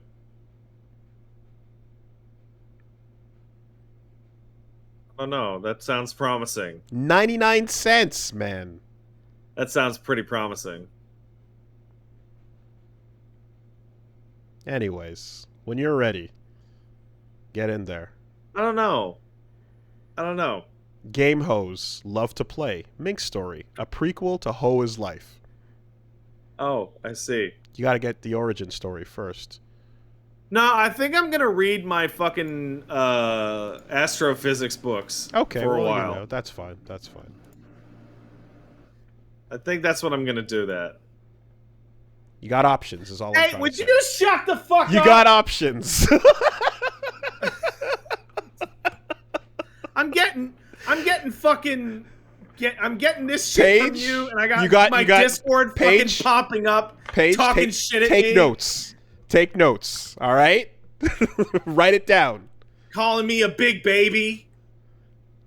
Quan Mills, write it down. I can't escape from this shit. No, I'm not gonna read pornography. I don't want to read pornography. It's erotic literature, okay? Oh, shut the fuck up, you piece of shit. The words create an image in the mind. All right. Anyways, I don't. Ugh. you got to spell it. She It's said, Pwussy. By the way, there's a W. You don't she wants me to tell you that she's get it writing twisted. it down. That Okay. she's getting it. Okay. don't misspell Good. it. It's important. I'm gonna just be fuck off. You fuck off. I'm gonna be walking around the house and I'm gonna just get fucking. You're talking about running Crusader sets and you're just quoting Bible verses. Mm-hmm. I'm gonna be just sitting there and all of a sudden I'm gonna get highly narrated, complete garbage smut broadcast at me. I mean, as long as we keep it TOS, you know. I don't know. Fuck off. Now I'm upset. Anyway, do you want to talk about Neon White?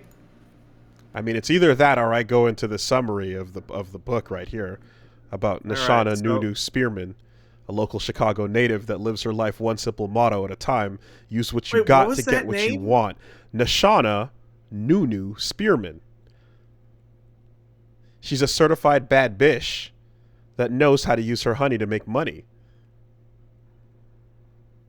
But when one of her many money honey making plans falls through, she suddenly finds herself having to live normally for once. The prospect of prison forces her to take a plea deal that requires community service. That's how she ends up in the company of a popular South Side of Chicago pastor who's also running for mayor of the city. One thing leads to another, and Nunu finds herself scheming and scamming once again. But will her plans backfire? Find out more in Pastors Eat Pussy 2. What's going on? What was that? What's up? Mm-hmm. I got my spaghetti now. You can't hurt me. Okay. Well, moving on. I got my dry spaghetti. Anyway, so you need to play Neon White. Neon White is one of those games that comes out and you go, I know exactly who this is for, and it's for you. Okay. Specifically. Okay. Neon White is a minimalist speedrunning game in the vein of kind of almost like Mirror's Edge, but less parkour and more just optimizing, moving through a 3D environment fast while shooting enemies that are basic, like they're demons or whatever. They're fucking targets. It's break the targets In first from person. Smash in first person. And its gimmick is that one, it has incredible aesthetics. It's got a great look, particularly like the really super clean 3D. I don't know if you've seen what it looks like. I have. I saw the trailer. Yeah. And I was originally concerned because your cards are guns. Mm-hmm. So your guns are cards. Your guns are cards. Yeah. Yeah. It really just they didn't want to draw the gun.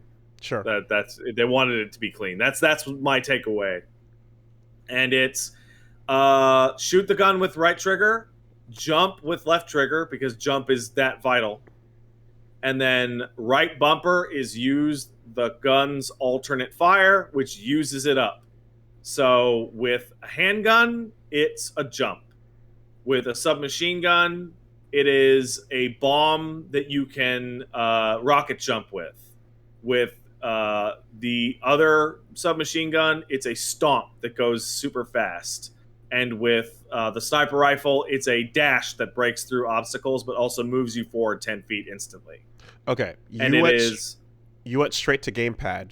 I'm like, I remember like Ghost Runner had a whole situation where pad versus using mouse and keyboard was detrimental. In this case, so I'm going to say right now that using mouse and keyboard is likely optimal. Mm-hmm. Just because of the spin. Gamepad, I was able to get par times, after just a few times, and um, it has astonishingly aggressive auto aim, like for shooting enemies. Okay. So to mitigate the controller stuff. But if you want to get the absolute fastest times, mouse and keyboard are Cube definitely up. the way to go. Yeah. Okay. Um, it is a really weird game because clearing it under a certain time unlocks your ghost. Clearing it under the next best time unlocks a hint as to how to shave time off the stage.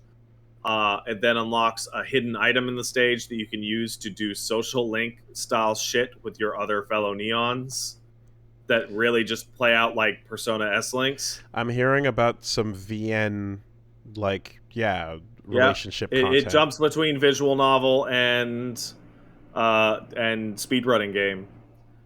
Um, but it is just so excellently tuned and feels so fucking smooth to actually get your times down on these levels. Also, after doing a quick bit of work, is that basically you keep playing it and you unlock your friend's leaderboard first, and then if you beat the par time, you unlock the global. Okay. And then I've been led to know that there's actually a hidden clear time underneath that is the assumption that it is the dev time. Okay. But it doesn't surface it to you at all. It's just if you manage to get it, it will ping it and be like, this is about as fast as you're gonna go. You could probably shave a second or two off, but it's real in there. Speedrunning elements aside, is the progression through it like Oh, it's just great. generally, yeah, solid? Okay. Like, you need to speed run a little because getting a gold or getting I guess a blue medal uh, kicks your rank up, and you need to have a certain rank in order to go to the next set of levels. Okay. But getting gold is easy. Like, I got most of my missions on gold on my first try. Getting the blue is significantly harder, and it scales in difficulty as you go. It's just great, and it has a tone that I can't explain. I don't know how to put this. It seems like a pretty average, well written anime type visual novel with a weird premise. Until you're hanging out with Yellow, Neon Yellow, that is, and he's cringe personally. Okay. In that you are talking to him and he is relating that back in the day you guys used to be bros, that you were like his Sasuke bro, Okay. Yeah. and arguments between characters as to what the deal with the Matrix is, being voiced by A plus talent. So as people are the tone people are describing is Toonami. A lot of people saying Toonami show, but that is not working as a Canadian that does not have Yeah, Toonami. That doesn't let's mean say anything Cartoon to me. Network, probably.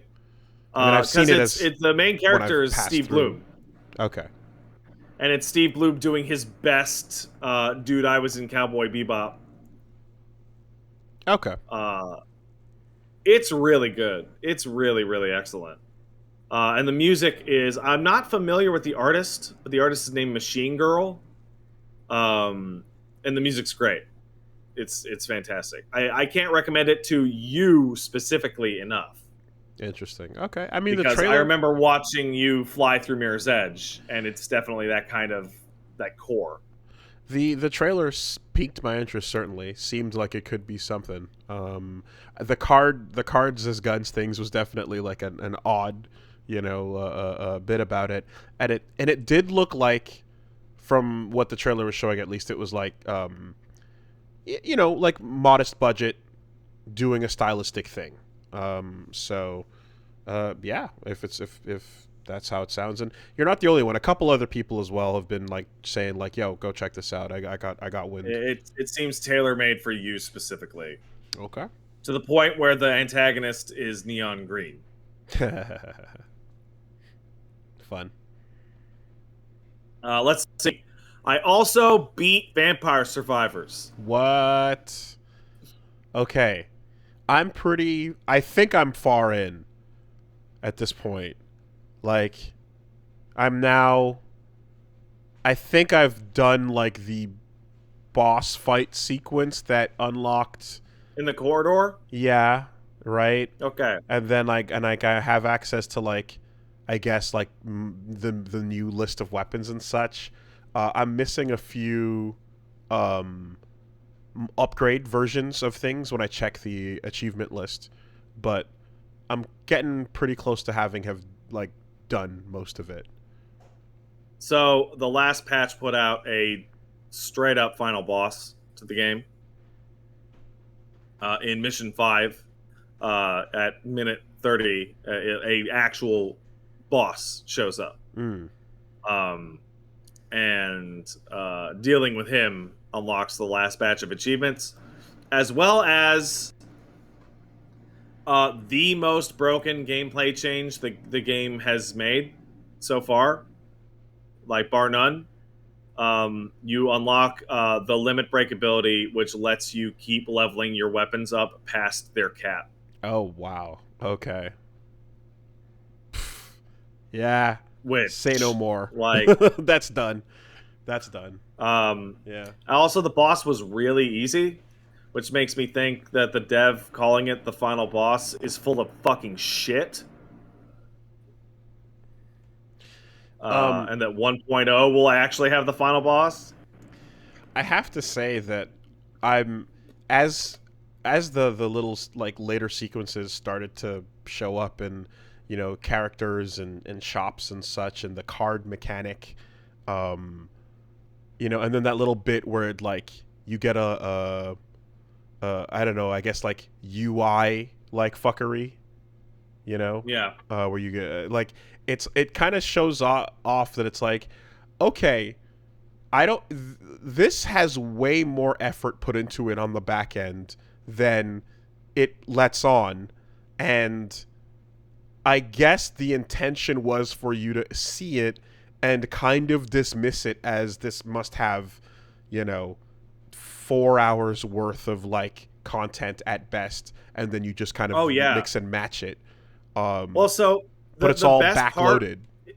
The best part is that when you so you got to that corridor boss fight like after its own update, but he put out update 6.2, and then when you beat that corridor boss, the game would update itself to 6.6.6, which was its real version number. Yeah. Okay. Yeah. I'm going back through it, and like the current list of objectives I have is unlock all upgrades, buy all shop things, and then like, you know, whatever, buy all the shit you can. But I guess I'm just, the one thing I'm looking at is like I'm looking at those cards, and I'm just like, I don't even know where to start with that. I will tell you right now where to start. The red guy, the demon-looking guy, I forget, he gets an extra life. Yeah. Okay. Get him to level 99 because his card is the best card. Okay. His card gives you 3 extra lives, and every time you die, it increases all your stats by 5%. Permanently? Sorry, 2 extra lives. Yeah. Wow. So when you start the match, you just pick that one, and then you have 3 lives instead of 1, and if you bought the extra life in the store, now you have 4 lives. Jesus Christ. Okay. Yeah. Okay. That will carry you for a while.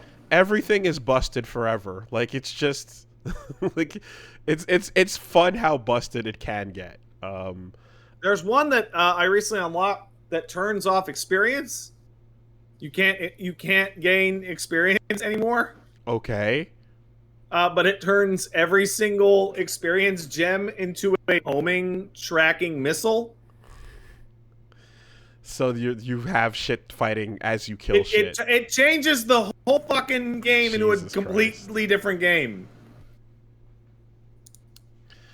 Um, yeah, I I like the minecart getting stupid big and just kind of like working a horizontal build with that.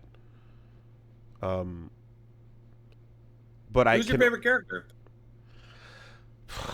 um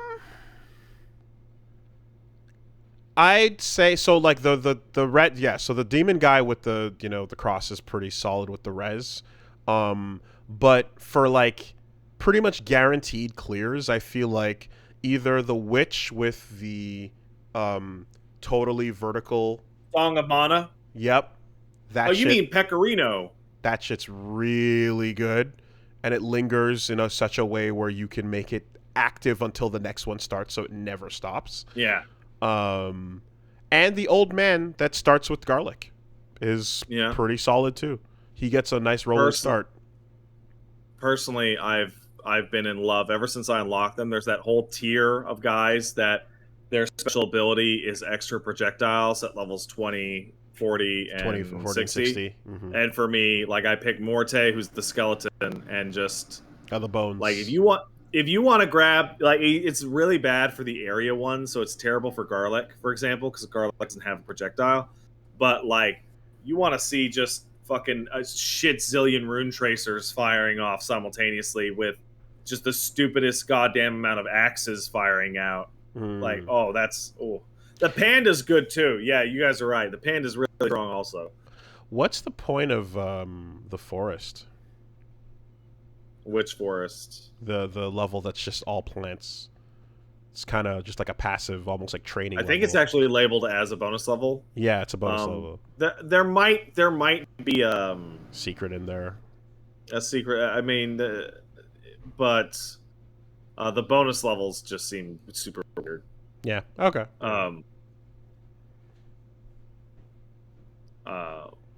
There's a lot of hidden characters and little hidden bosses around. There's like Bone Zone has a secret character all the way at the top of the map, for example, that I haven't gotten yet. So yeah, Vampire Survivors. I beat it. Until next now, time. Until next time. It's a great way to play an early access game. Like, very few early access games have this kind of thing. Like, usually they just substantially improve over time, but this one is like, no, here's another like level essentially. I also decided to go out and try the other Vampire Survivor games. Oh, yeah. That I tried out all the notables in the genre. Where you got to shoot for yourself. Some of them you got to shoot for yourself. Some of them not. Let's start with Project Lazarus. It's the Unreal Engine version of Vampire Survivors. It's cool, I guess. It's not very good. It's okay, I guess. Then there's 20 Minutes Till Dawn, which has a fairly unique art style, but you have to shoot for yourself. But it is really cool, and it has a lot of cool upgrades, and it has a different type of upgrade system that Vampire Survivors has. The characters are a lot more differentiated than they are in Vampire Survivors. So 20 Minutes Till Dawn is pretty good. So 3D doesn't add anything then, really? Nope, doesn't add shit. Yep. Nope. Look at that. And in a surprise, shocking twist, by far the only game to come close to Vampire Survivors, and it actually comes pretty close, is a completely free indie game called Holocure, which is the HoloLive fan game Vampire Survivors clone that some guy just made, and it's excellent. It's really, really excellent. Like, Your starting roster is Ame, Gura, Callie. Oh, I forget the other two, but just like it's the Hololive gang.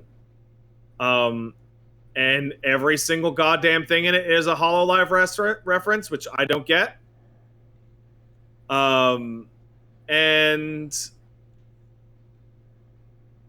it is mechanically more in depth than Vampire Survivors is. It looks the most like it. Yeah, at a glance here.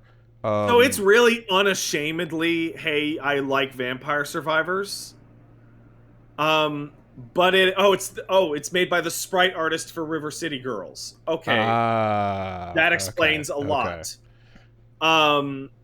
But 20 Minutes main Till thing, Dawn looks pretty stylish in terms of color and, yeah, it is. and stuff. It's good, but the one that scratches the itch the closest is definitely Holocure. The main thing is that, one, you don't shoot yourself. Important. It's automatic. Mm-hmm. The second thing is that all the characters have weapons that are actually completely unique to them as their starter weapon. Like Callie has the scythe and Gura has like a trident and stuff like that. You don't just get it later. Yeah, that have their own upgrades and their own mechanics. Okay. And it also adds a new button to the formula, which is the strafe, which I didn't realize I wanted until I started to use it. But holy fuck, is the strafe like killer, and I would kill for the strafe button in Vampire Survivors. You know when you're shooting the daggers in Vampire Survivors? You have to keep facing the direction. And you have to keep facing that direction? What if you just hit a button and it would just hold that direction, and then you could move freely? Damn, okay, because I don't want to shoot, but I would not... No, you don't want to shoot! I don't want to shoot, but I wouldn't mind aiming. Yeah, aiming would be... Yeah, it'd be good, right? Or at the very least, just being able to lock it down to aim. Mm-hmm. Yeah, no, Holocure is really, really, really impressive. Particularly since it's completely free. No shoot, just strafe. And he's updating it for free. And it is improving over time to add more characters. It has one problem. And that problem is significant. That problem is that the way to unlock new characters is through a unironic, literal gotcha coin-operated thing in the game. Using in-game currency, of course. Instead of using gold to get an upgrade, you would use gold to play a gacha game. Play the gacha game, and hopefully you'll get a shiny Gura. Okay. And if you dupe, what do you get for the dupe? I don't know. Okay. I don't know. Someone will hopefully answer me soon. If you get repeats, it upgrades those characters? No, that's infinite! That's actually great! Damn it! 1% increase to all stats? God damn it! I see. Okay. Alright. Fuck! Alright. But yeah, no, it's absolutely excellent. And in fact, I was playing it, and I was playing as Callie, and turns out when I was streaming it, I was streaming an old version of the game. Because people were like, oh, dude, you have it before the fucking Callie buff. Which is... It's weird. It's bizarre. And I'm torn because on the... Wait, there are supers? I see a screenshot of a giant beam. There's a big old fucking Marvel vs. Capcom Mexi beam blasting out. Okay, well, yeah, how did I not unlock that? I played 3 runs, man. I played 3 runs. Would you fuck off? Well, yeah, no, Holocure is absolutely excellent. It is the only game in this burgeoning genre that is able to stand up with Vampire Survivors, and it's free. However, your particular enjoyment of the Holocure is going to vary wildly according to how much you like Hollow Live. I don't understand a single enemy gag in this game. Like, everything is clearly like a thing, and I'm sitting there going, haha, shoot the I don't fucking know. I don't know shit. Whereas when I play Vampire Survivors, I do know Castlevania. Yeah. Well, you're not supposed to. I mean, ultimately, is the takeaway there. If you wander into that side of the forest and you don't recognize the trees, that's as designed, you know.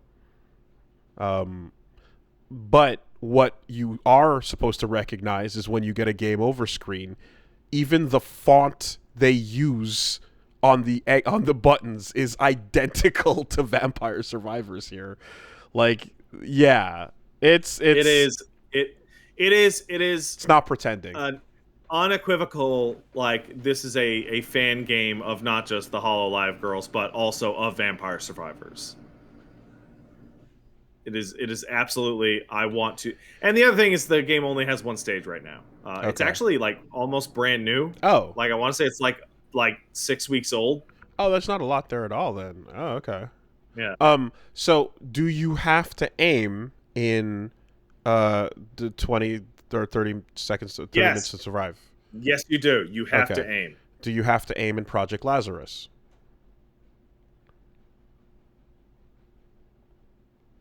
Okay. In Project Lazarus, you have to aim. In 20 Minutes Till Dawn, you have to aim and shoot.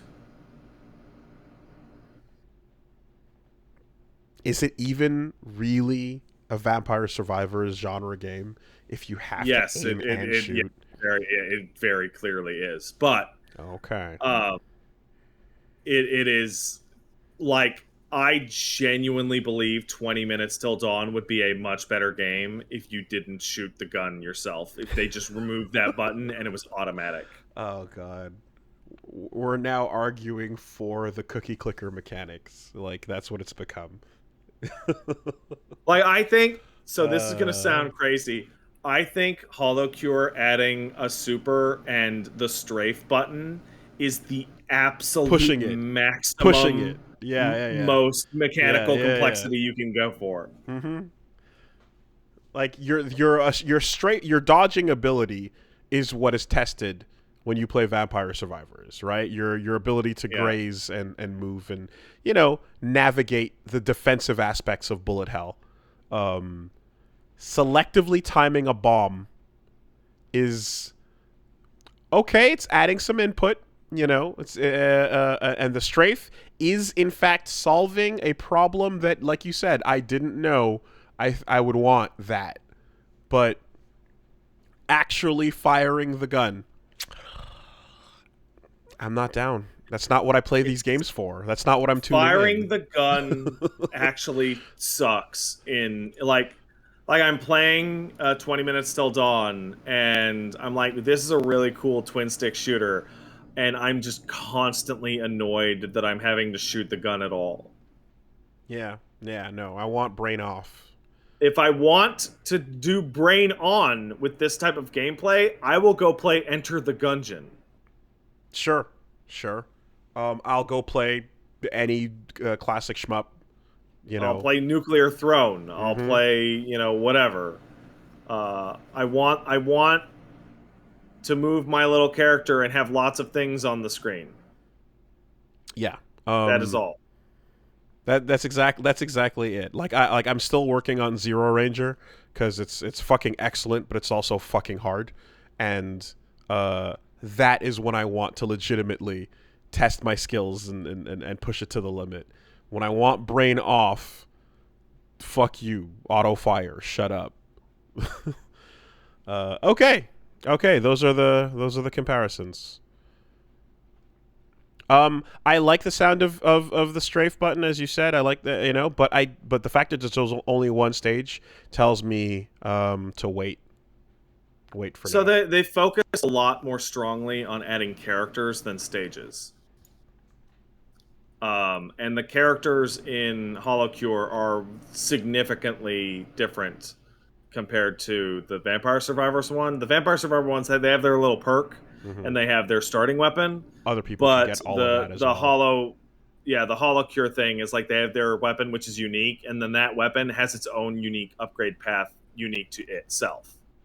So, um, will they add more stages? Probably, Mm. right? Okay. Uh, yeah, that's pretty much it for Pat this week, I think. If you want to see more Pat, go down to twitch.tv/Pat stares at.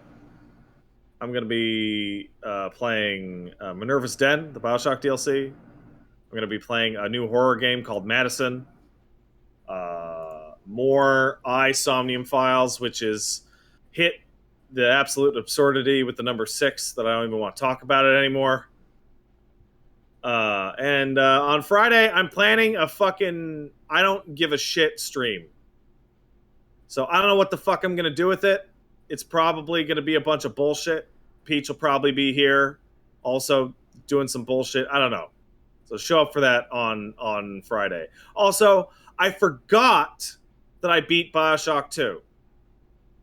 Oh wow, yeah, Wow, okay. what a way better final level in that game than BioShock 1. Like way better Like I in said, it that just it's a good level. but it feels like they're so scared of what happened with Atlas that they're just like, we have to run the other way, Yeah. and go with the waves.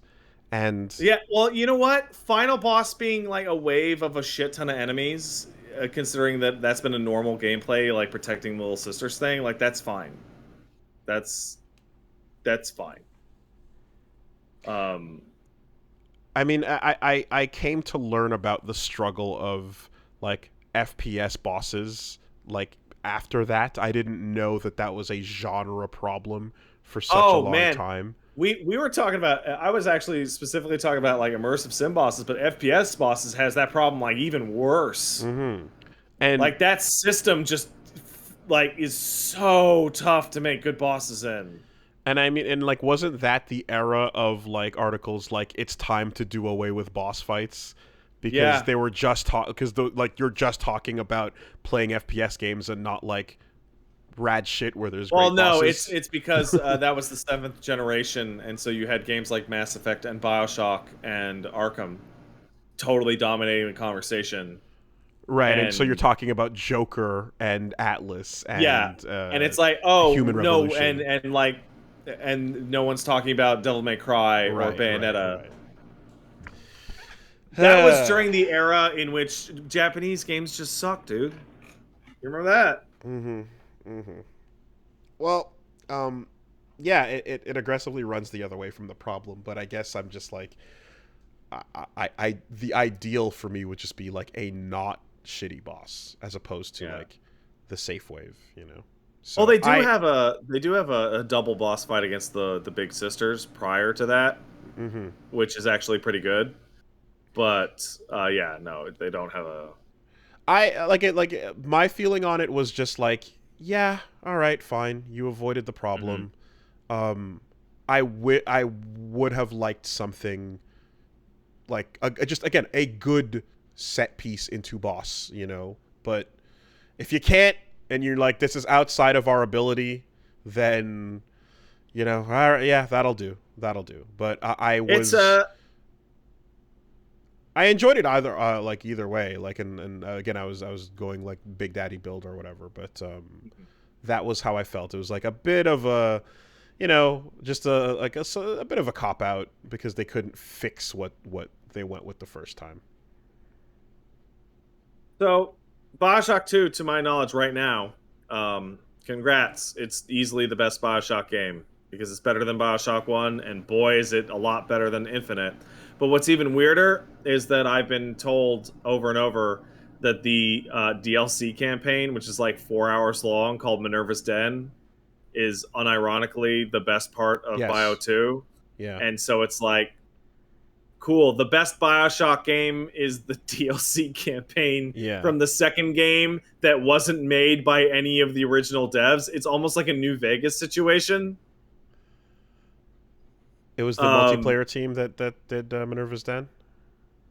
I don't know, but Bioshock 2 was made by a different. It was not made by the core Bioshock 1 team.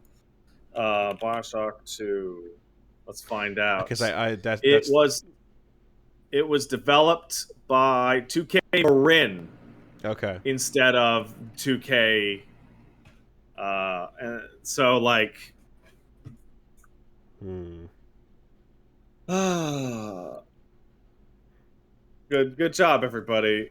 You know, I mean, I just not to just beat the same drums over and over again, but like, you know what fight fucking ruled? Viper.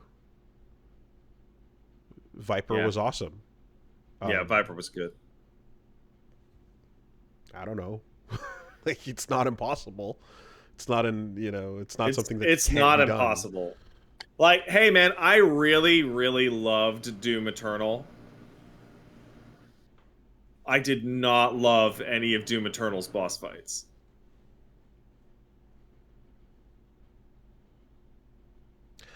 It's just Um. it's just not. Yeah. No. What's the fucking Cyber Demon in Doom in Yeah. 2016 Yeah.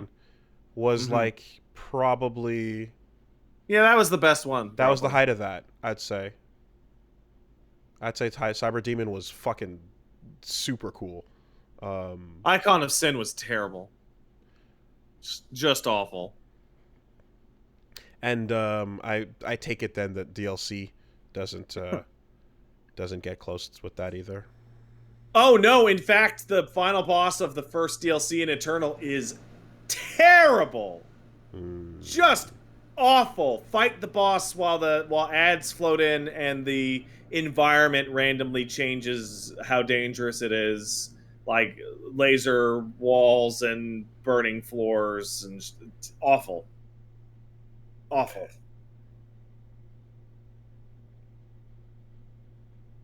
And if you don't like Marauders, like there was a very strong argument as to whether or not you like Marauders or not. If you don't like Marauders, then man, you're really, really gonna hate the final boss of the last DLC because it's basically a super Marauder.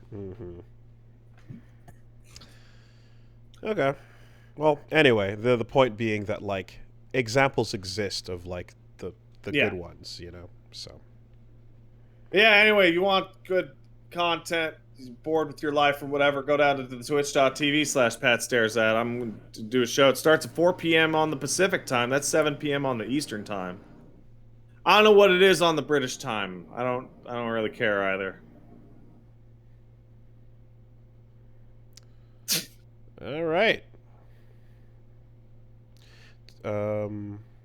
Quick word from our sponsors. You want to take a quick 5 minutes? Yeah, actually, let's do that. Fine. Yeah, let's do that. Okay, I'll be right back.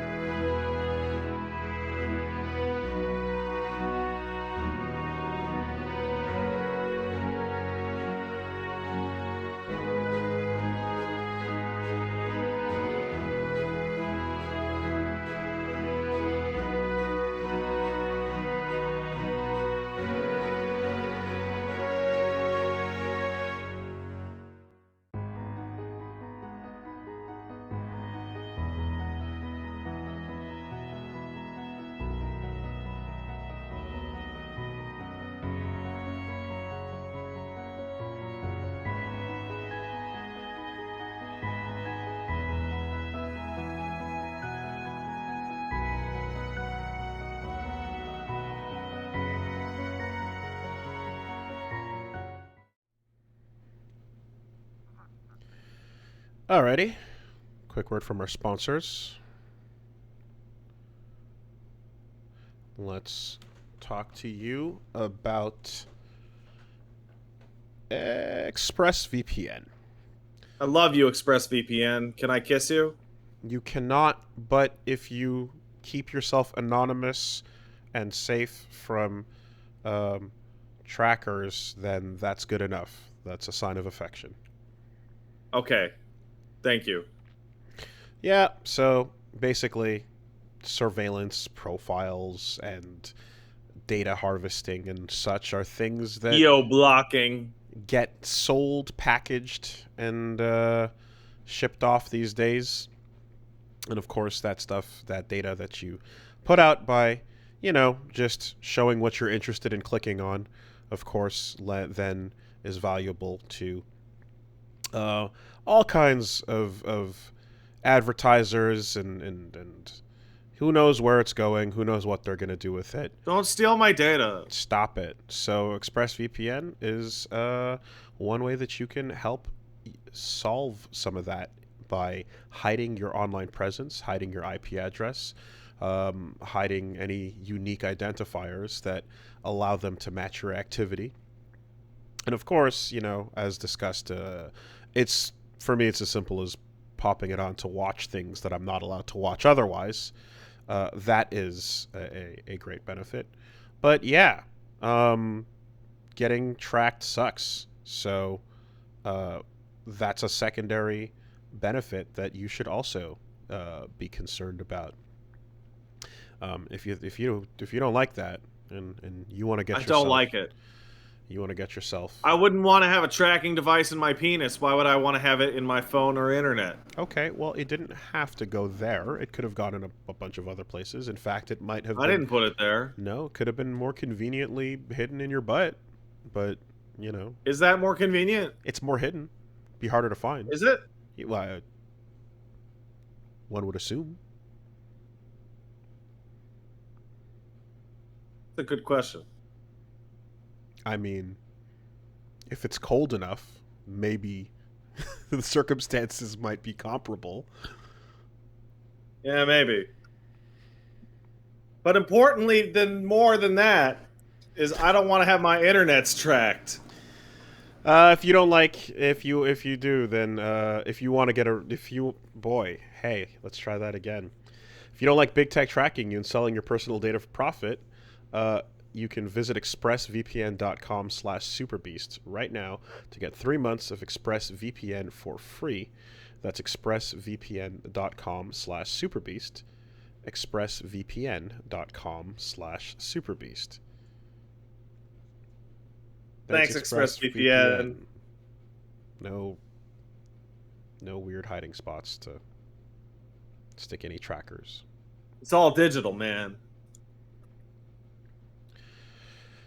We are also sponsored this week by Raycon, who are in the business of getting you some wireless ease of listening, I'll say. The wired ways of old headphones are terrible. They suck. And these days, you want to be able to do things while you're listening wirelessly, like working out. If you're getting some treadmill time in, or you're doing some weightlifting or exercising, you're moving, you're doing things a little more active.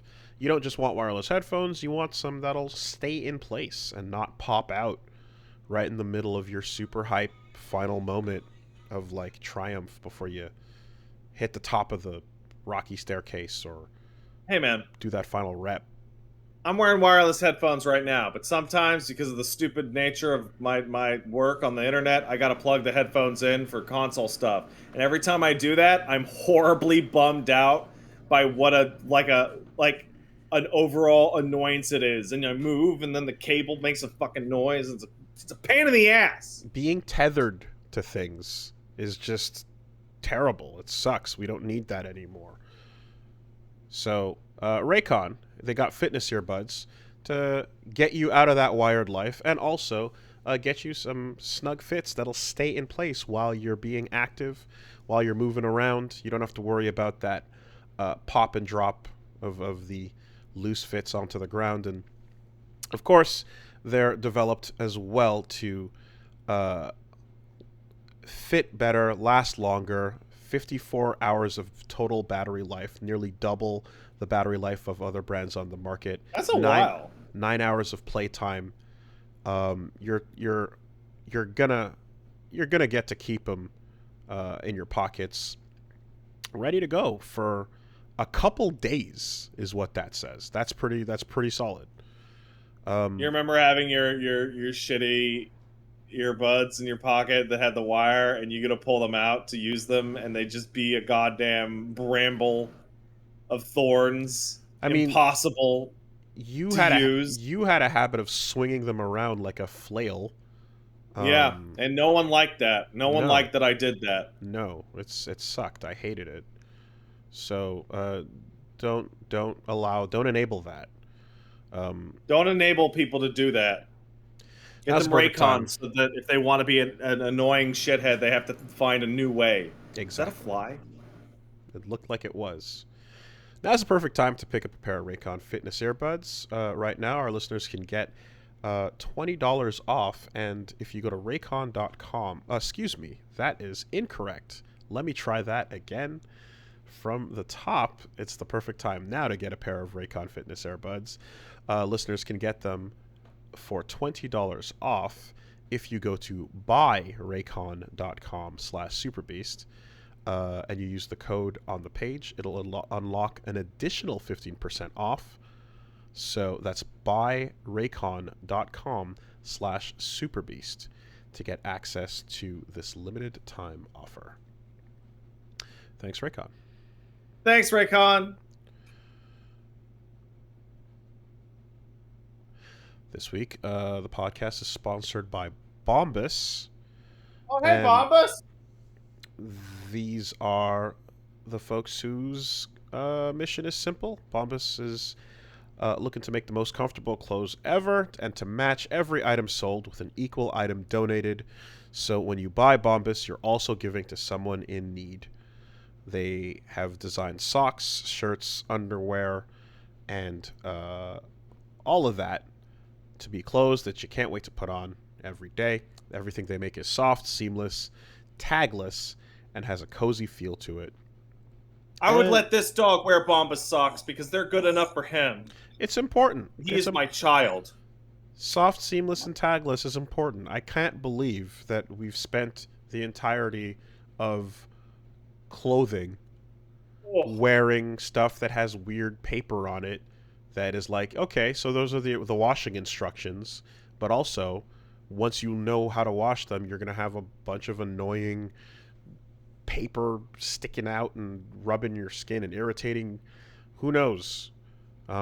Terrible idea. Dude, I had a pair of pants that, like, the tag at the back would irritate my back so bad, so I tore the tag off, and then the seam from where the tag was irritated it. Just I had to stop wearing the goddamn pants. It was so awful. It's the worst. So you can't go wrong with tagless and seamless, and that's where Bombas socks and underwear can come in.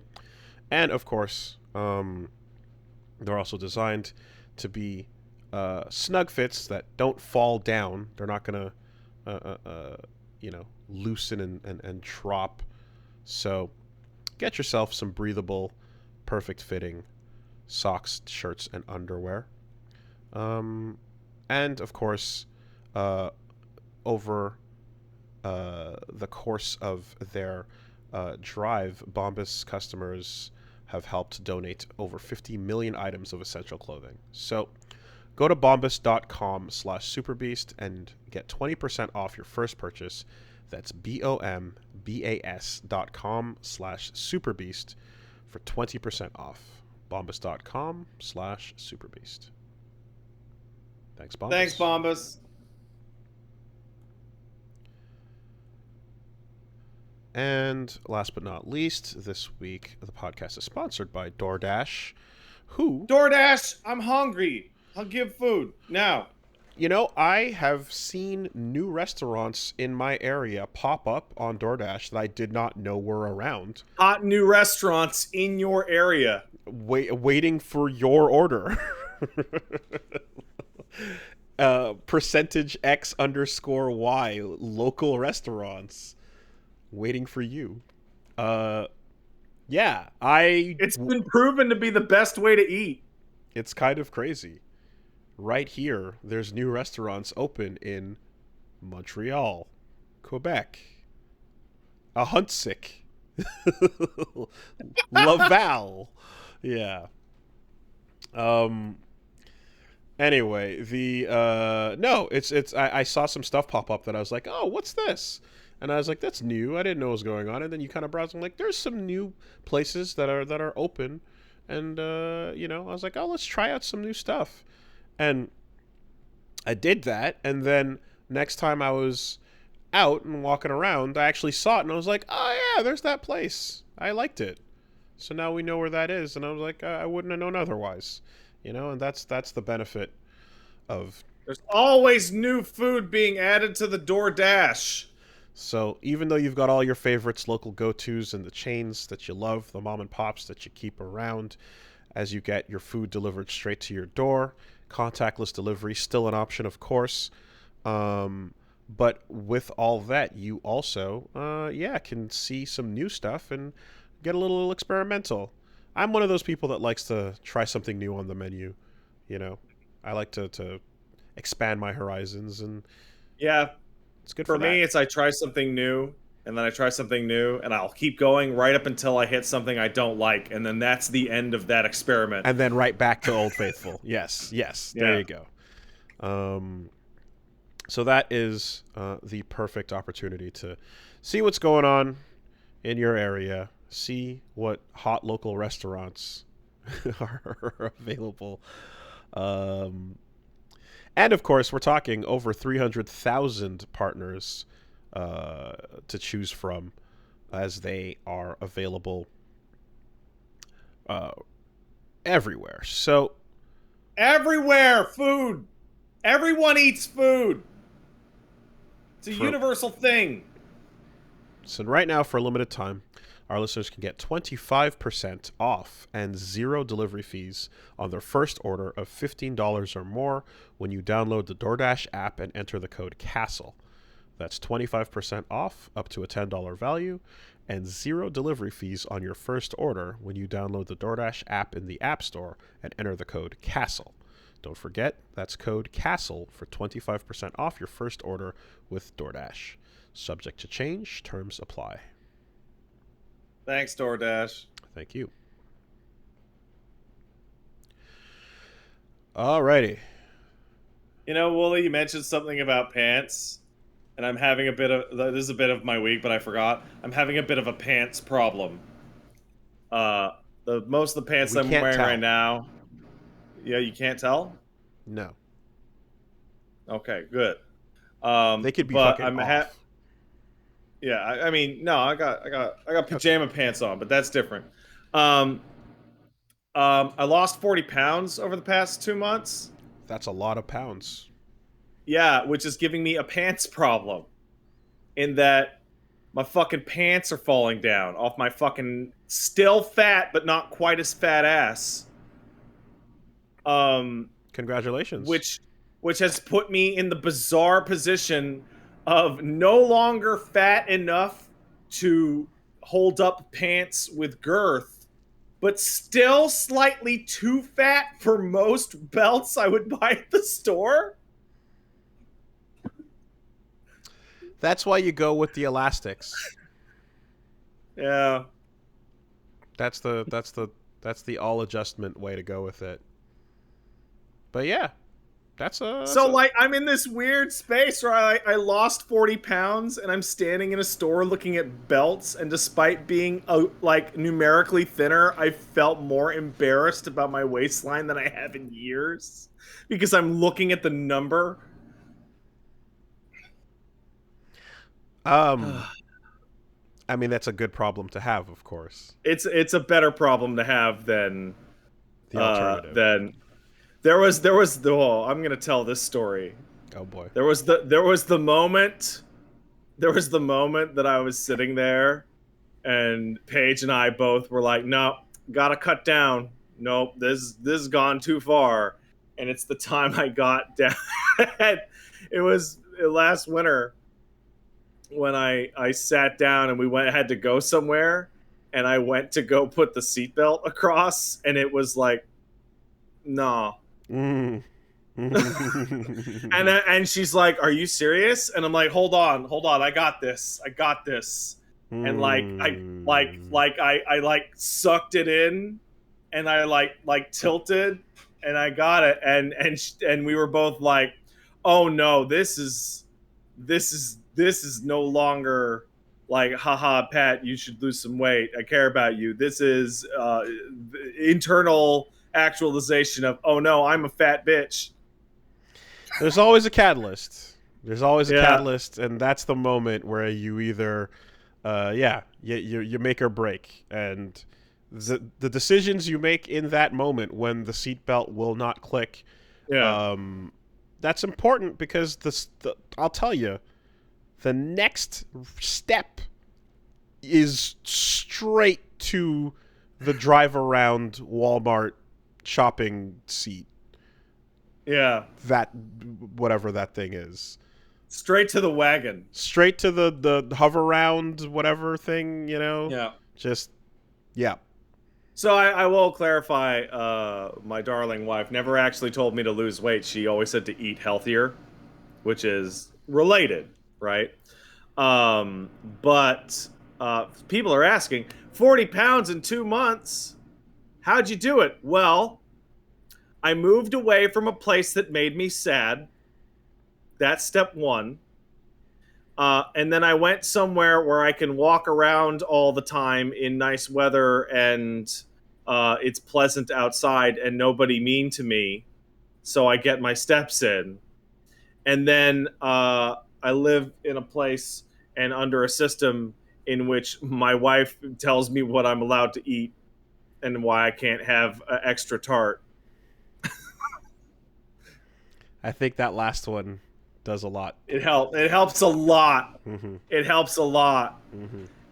Being in a place where it's just like, don't eat that. I'm like, okay, that's probably the secret. Okay. That's probably the secret. That, I mean, people pay lots of money for that. Yeah. To just have the person that says, hey, no. Also, I don't know how. Yeah, really.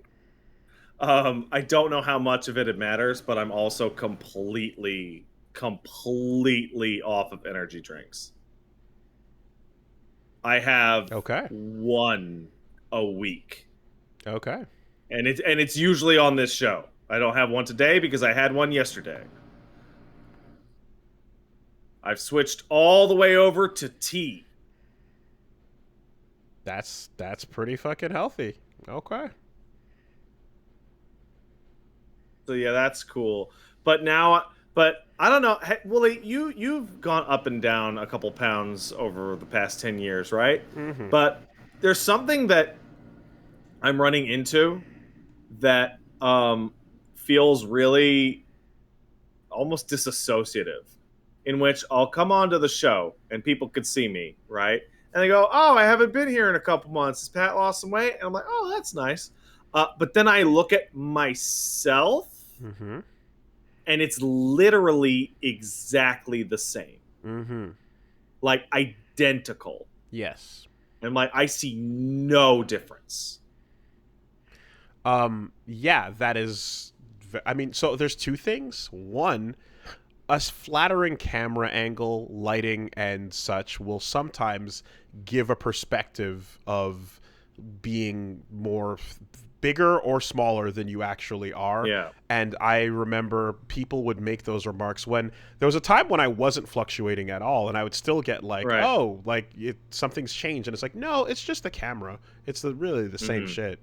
But yes, what you see of yourself is conditioned, and I mean, it also is like a proven thing that, like, I mean, there's lots of people that, like, what you see of yourself after that conditioning is like somewhat dissociated from what's actually happening.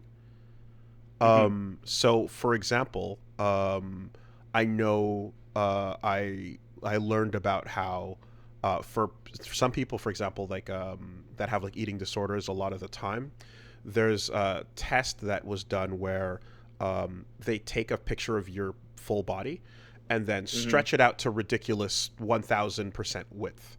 And then Yeah. the experiment is with no mirrors or anything, put it back to try where and- you yeah. think 100% accurate ratio is. And people fluctuate, but generally a lot of the time we'll get it, you know, within a 5-10% margin of error, you know, one way or the other.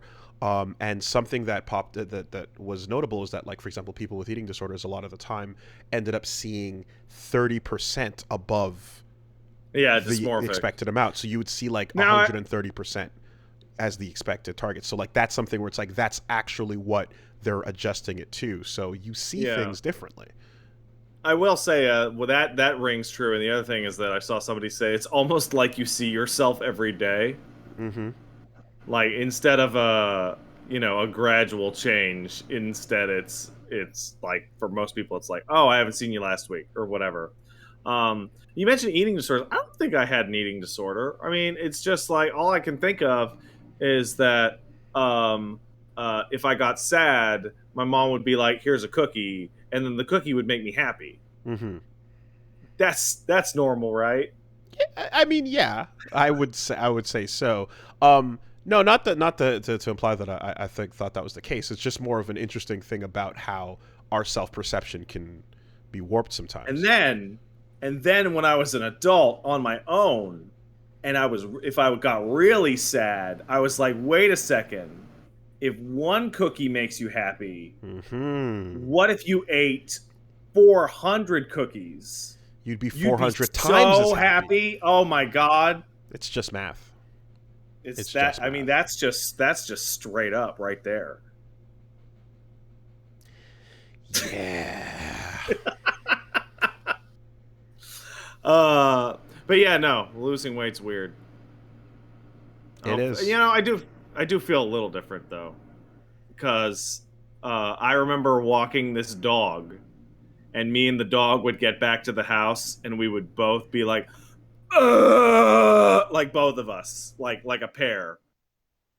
And now I'll get back to the house, and I'm like, that was good. And the dog is like, his eyes rolling back in his fucking head, and he's like, he just falls down to the door, and he's like, I walked you for 10 minutes. Mm-hmm. What a real good test I feel is, especially like something that I remember doing, especially during fluctuation, is like hit the staircase that the next staircase you can, and see the difference in how you feel at the top of it, you know, like, and does it go from like, okay, that took some work, versus like, all right, I'm okay, versus nothing, you know. Yeah. That's a nice little quick test, I would say. Well, the other thing that's actually really bizarre about all this, like genuinely, is that my overall appetite has decreased by like 60%. Mm-hmm. Mm-hmm. Like, that's a cool part too. Paige will make like Paige made. Here's a really good example. Right before the podcast, Paige made French toast for us, and she put 3 slices of French toast there. And I got to the last slice of French toast, and I'm like, no, can't. Literally can't. I would feel sick if I ate that. And I'm thinking back to like the pad of 6 months ago, where that wouldn't have been a problem at all. Mm-hmm. Yeah, no, that's that in the bouncing around, that was something I noticed as well. And I mean, interestingly too, like it was also, I know, a byproduct of at least doing keto-ish things is an appetite reduction, which is nice because then you have a multiplier effect, which makes it easier to not like it makes it easier to stay on the right path because Hmm. you don't feel hungry anymore to overdo it. Yeah. You know, There is force one multiplier. minor weird factor in it though, which is probably too late to change. Which is there have been days in which it's like 9 p.m. and I'm like, oh, I haven't eaten anything, which is definitely a first for me, Hmm. right? And that's bad because the way I notice is that I'm like, I'm about to fall down. Mm-hmm. Huh? There has been no food in me Mm-hmm. ever. Um, but I swear to God, if you put down like a candy bar in front of me, I could eat that until I barfed. Bag of Like reasons, the more specifically. the fucking different stomach for sweets Mm-hmm. is like I'm like the French toast. Like okay, I will literally vomit if I have another one. Oh, I'm so full. But if you were to float like like a 4 pound chocolate bunny in front of me, I could just kill myself with it. So I've never had that. Punch Mom has that. Always has the ability to like make extra room for like something desserty. For me, when I'm full, I'm full. It's really interesting. Like, yeah, I'm personally, it's always been like I've never had I've never felt that I've had like excess amounts of like eating and overeating as a part of my diet. I feel like it's Mhm. always mainly been like I don't have enough activity going on, um, and I'm not moving around as much, and like Well, I mean, we're getting a lot of steps in sitting here doing this podcast. certainly, and so like yeah, that's always been the thing, and when and you know I always had this like sort of look at it where I was like I don't really actually consume that much when I'm writing it down and looking at it, but it's really just a matter of like I guess mobility and then combining that with like you know my body retains quite a bit it feels by comparison to you know others I feel and And let it me ask you a question. If I put a gun to your head, how many Cadbury cream eggs could you eat right now? I mean I haven't had one in years but Oh yeah, like you went cold turkey on it? I mean like I think someone might have gotten me one as like a gift like some Yeah. months ago, but like it's just not a part of my intake at all, really. Hmm. No, what ends up happening is like I'll wake up and like do the stream, start at 1. Like I wake up, I'll, you know, have an energy drink, start the stream, and then pretty much yeah, not eat, and then will be done, and then it'll be 8 p.m. and I'll be like, I'm fucking really weak and tired, and Yeah. then I'll have a dinner, you know, and then that would pretty much be it. Um, but like you know, and then I might have like another snack before like I go to bed at some point like later on in that day. But like yeah, it's Hmm. never been the intake for me. It's always just been the burn and the caloric output, I suppose. Yeah, I think what might be the most disorienting moment for poor Paige was I had like a tart in the morning Mm-hmm. once, and I ate the tart, and I'm like, oh, I'm really good with just the tart. Like I'm good. I don't really need breakfast or whatever. And it's like 3, 4 o'clock in the fucking afternoon, and she's like, "Aren't you hungry?" I'm like, "No, no, I'm not hungry." She's like, "Well, maybe you have a second tart because she just wants to get the calories up or whatever." Mm-hmm. Because she's trying to do right by me, and I appreciate it. And I said to her, "Nah, I don't know. If I get hungry, I'll just have one of the apples." And she just like stared at me like I was like a fucking body snatcher. Mm-hmm. Yep. And then I was confused. That's yeah. That's weird. It's cool that the brain will make it easier, you know. So Yeah. good shit. Maintain that, you know. Do things that are obviously sustainable changes as opposed to like extreme temporary ones, you know. Well, Um, I always had this thing where I was like, what if I just stopped eating? mm-hmm. Like, what if I just stopped eating for long enough Mm-hmm. that it all just fell away. And every time I would say that out loud, every person in my vicinity would be like, "That's fucking stupid, Pat." Yep. That's how you go to. That's how it gets bad. That's how you get really, really sick really, really quickly. But it just seems like such an obvious It solution to the seems like an problem. obvious solution, but it's the worst. And yeah, don't fucking do it. A lot of people, myself included, are like, yeah, Yeah. that'd probably work, right? And then no. So Apparently, your body likes to eat all the good parts before all the bad parts. that's what sticks around. You know. Yeah. Oh well. Anyway, hate to derail the podcast news section. It's just like Not at all. That is a you healthy. mentioned like Hey, belts specifically, and I'm like, no. oh man, I'm in a weird belt spot. That is a accomplishment. It is a excellent one, and it is one that also is years in the making. When I made it down to my lightest weight, I was extremely happy about that, and I talked about it, and it was very big as an accomplishment. So yeah, you did it. Well, the worry here, right? Because I still got quite a ways to go. The worry here is that now I make it very clear on the podcast, and then You like backslide and fuck up. people check in 6 months Yep. from now, like how much more? And I'm like, Yeah. -5. Oh yeah. Hey, who the fuck do you think you're talking to? Hey, how's the boxing going, Wooly? Well. I mean, you couldn't control a global pandemic. No, but like as a result of that and just the rest of it, like everybody, it went badly, and then shit just went right back on. And then of course, like I wish that for me it was as simple as like calories in, calories out, because that is what they say, and Yeah. it that would simplify the equation. But I noticed that like even when I was doing, for example, just boxing, Yeah. there was a point at which I would like just do that, and I would eat my 3 meals a day, and that was just maintaining. I wasn't moving anywhere, and that the only time Yeah, you plateaued, right? I plateaued. So the only, like, there was a break point, and then it stopped, and it never broke through again.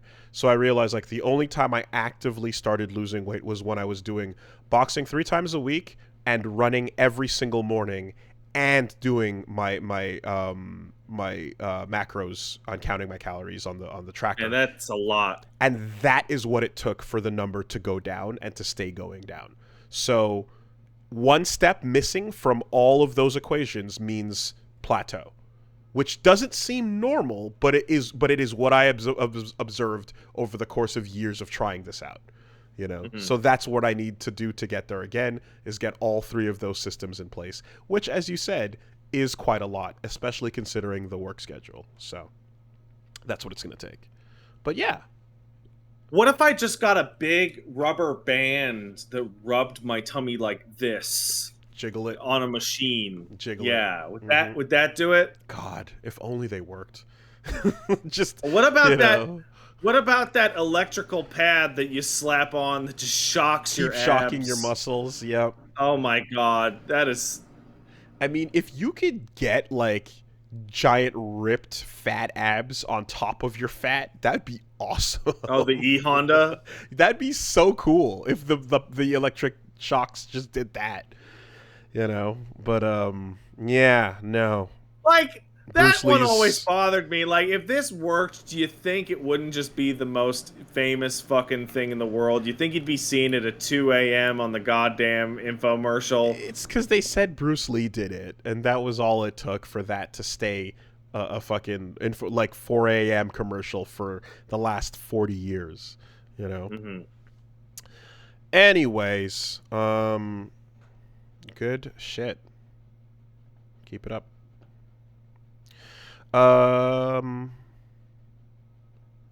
So, speaking of, I guess, uncovering lost treasure.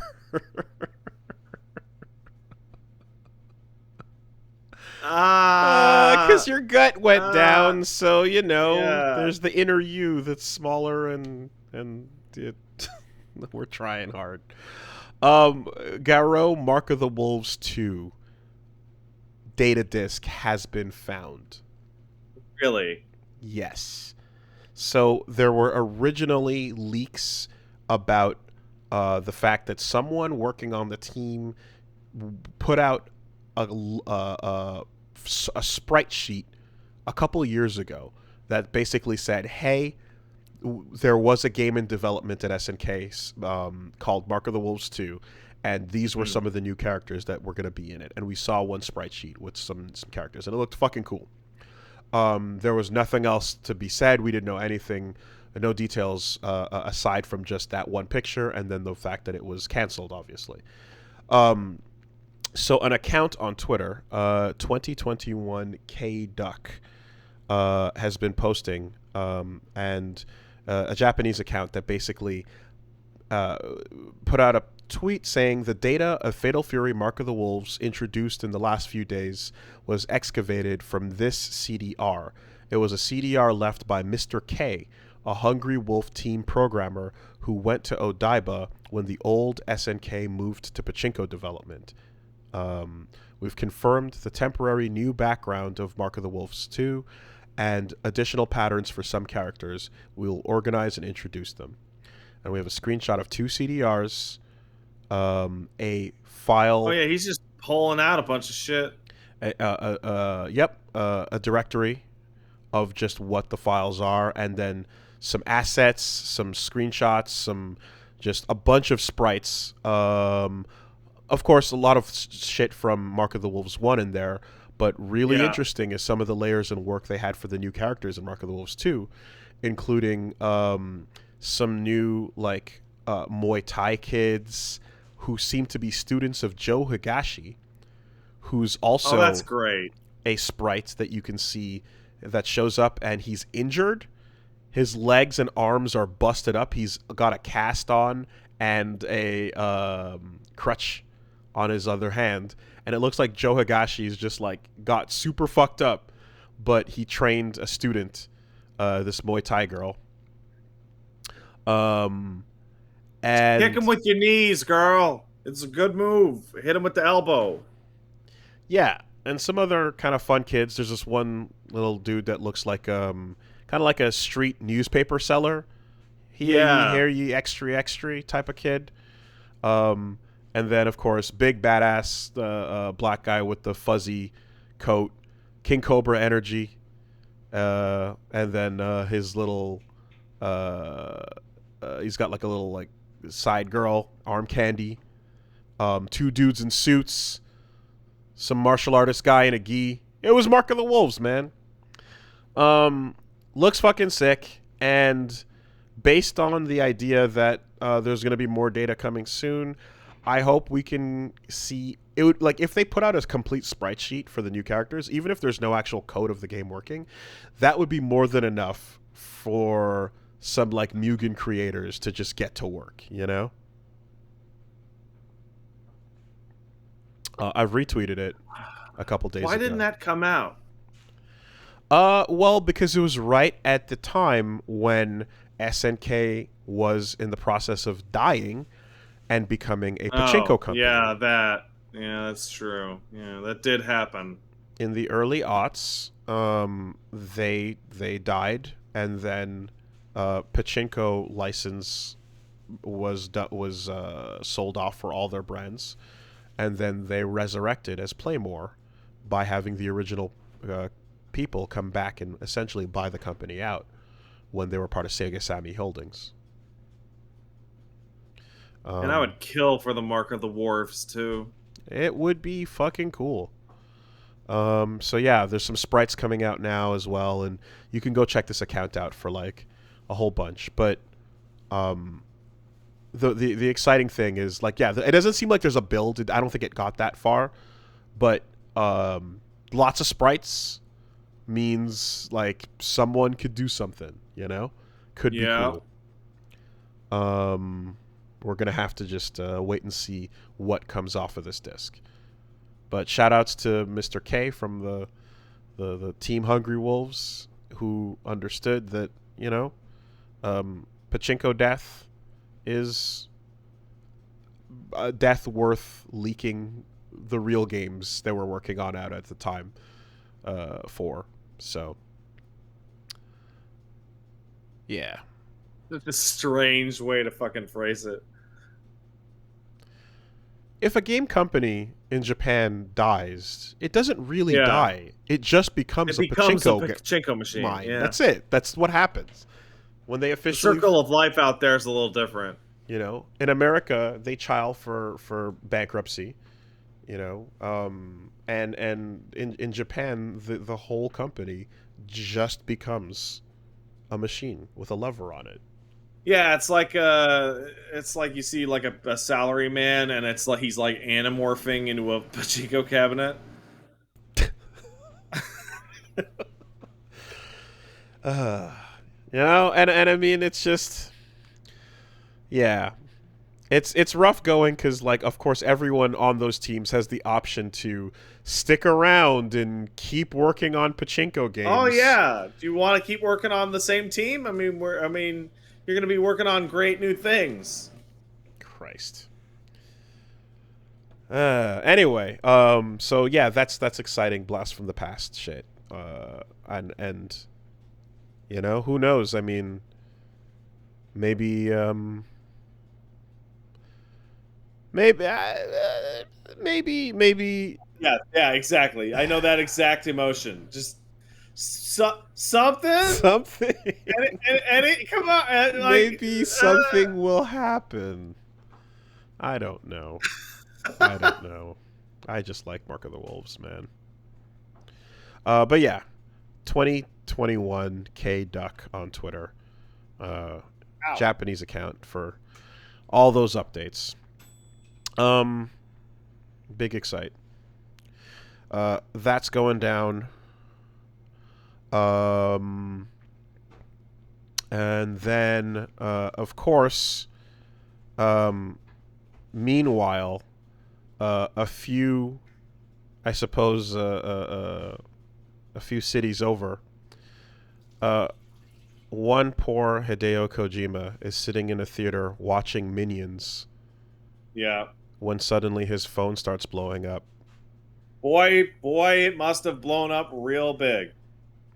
Because some batshit fucking sequence of events went down. Obviously, following the assassination of Shinzo Abe, there was then a number of news sites that and was it a Greek TV station? Some dickhead French politician saw someone on social media say that the guy looked like Kojima and misunderstood it to be Kojima, so he says it, and then a bunch of foreign newspapers picked up the politician's statement as fact. And so there were screenshots of Kojima with Che Guevara shirt, and you know, and it was being labeled as like this was the assassin, and it was like a leftist person that did it, and here he is, and it's just Hideo Kojima, you know, and it's like the type of shit that,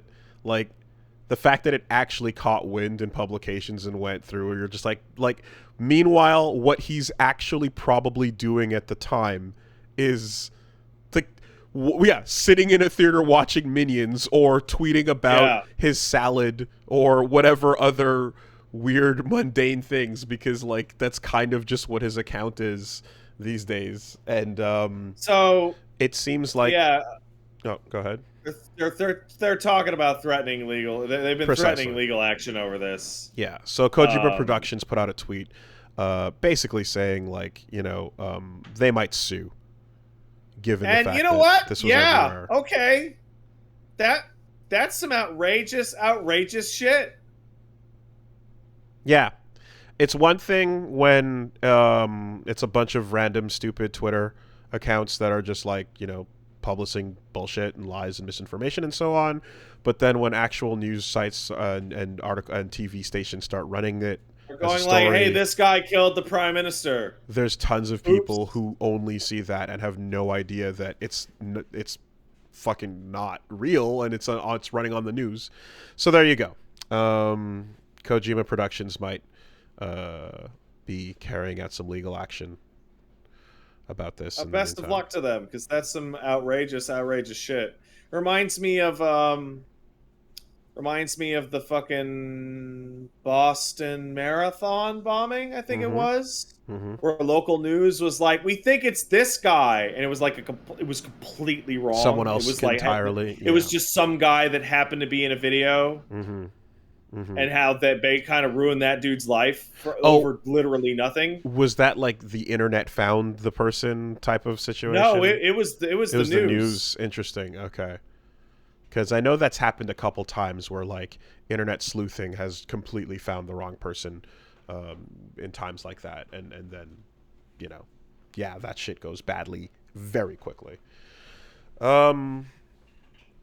Well. And it's like luckily Hideo Kojima is like first famous and has the resources, right? So like if you know, if a fucking building blew up and my fucking face came on and it's like Mhm. this is the person and he was clearly wrong, like that would obviously be really horrible, Mhm. but I have a platform to actually go, "Hey, that's not me, dipshits." As opposed to someone Right? random who Yeah, as could have opposed to somebody been. who has no social power whatsoever. Absolutely. Yeah. And I noticed that, yeah, I mean, that post, the tweet we're discussing, came out from the Kojima Productions account, right? Yeah. Not Uh, the personal one, Not the his business personal one. account. Exactly. Yeah. So, um, that's notable. That Uh, sucks. it sucks. We'll see what happens there, but I mean, at least more people recognized how ridiculous that was right off the bat, and like we're just like this fucking insane, obviously, Hmm. and so on. But yeah, if as you said, could have been much worse in the sense that an anonymous person could have had their life ruined over that as well. So, Yeah. um, other things going on. Hey, before we move on, I want to give a Yeah. shout out to and wish the best of luck to one Daigo Umehara for completing his trip to the retirement home. No Uh, way. Daigo's on fucking Endwalker or whatever now. Let me fucking send you the tweet. Daigo's in the retirement home. Now Yeah, streaming FF14. that's the second Wow. time. But yeah, no, he's in. Red Bull. Yeah. Wow. Oh my god, the retirement home is real. It's becoming like funnier and funnier over Damn, time. dude. I mean, we've talked about like at this weekend it came up quite a bit because it was just like, "Hey, what's up with so and so?" Oh, retirement home. Yeah, all right. Like it's a real thing. Oh yeah, wait, Daigo actually worked at a retirement home also. He did. He did actually Yeah. work in a retirement Oh, home. that's just silly. That's hilarious. Well, Um and it's funny because this comes off I don't know if this even counts as news, but um of note is that, and this is against the TOS, so nobody better use what I'm about to talk about because it breaks the rules. But every now and then you have a FF14 mod that comes out, mm-hmm. and the guy who did the Virgil animation swap a while ago did an entire like super professional quality Dante move swap Oh, uh, animation pack for Dark Knight, which like is genuinely incredible. is it local only? Yes. Okay. And if you were to use like the popular modding framework and needed to stream it, you could just go to the deactivate all mods button before you did it so that no one you broke the TOS. Of course. But because you shouldn't break the TOS. That's Did we ever cool. talk about the billboard?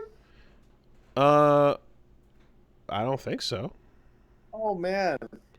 So some fucking absolute fucking moronic freaks decided it would be a good idea to put up 4 billboards advertising their fucking ERP house on their FF14 server. including like a bunch of fucking branded fucking Square Enix shit all over it, and just the ensuing shit show that of them saying, "You guys aren't lawyers, you don't know. It's gonna be fine," and everyone going, "It's not gonna be fine, guys."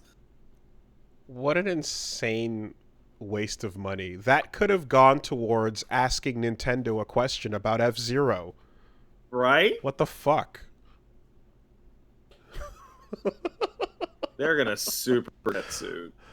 Oh man, that's Oh yeah, and it was wild. in Texas, which is one of the weirder parts of it. Hell yeah.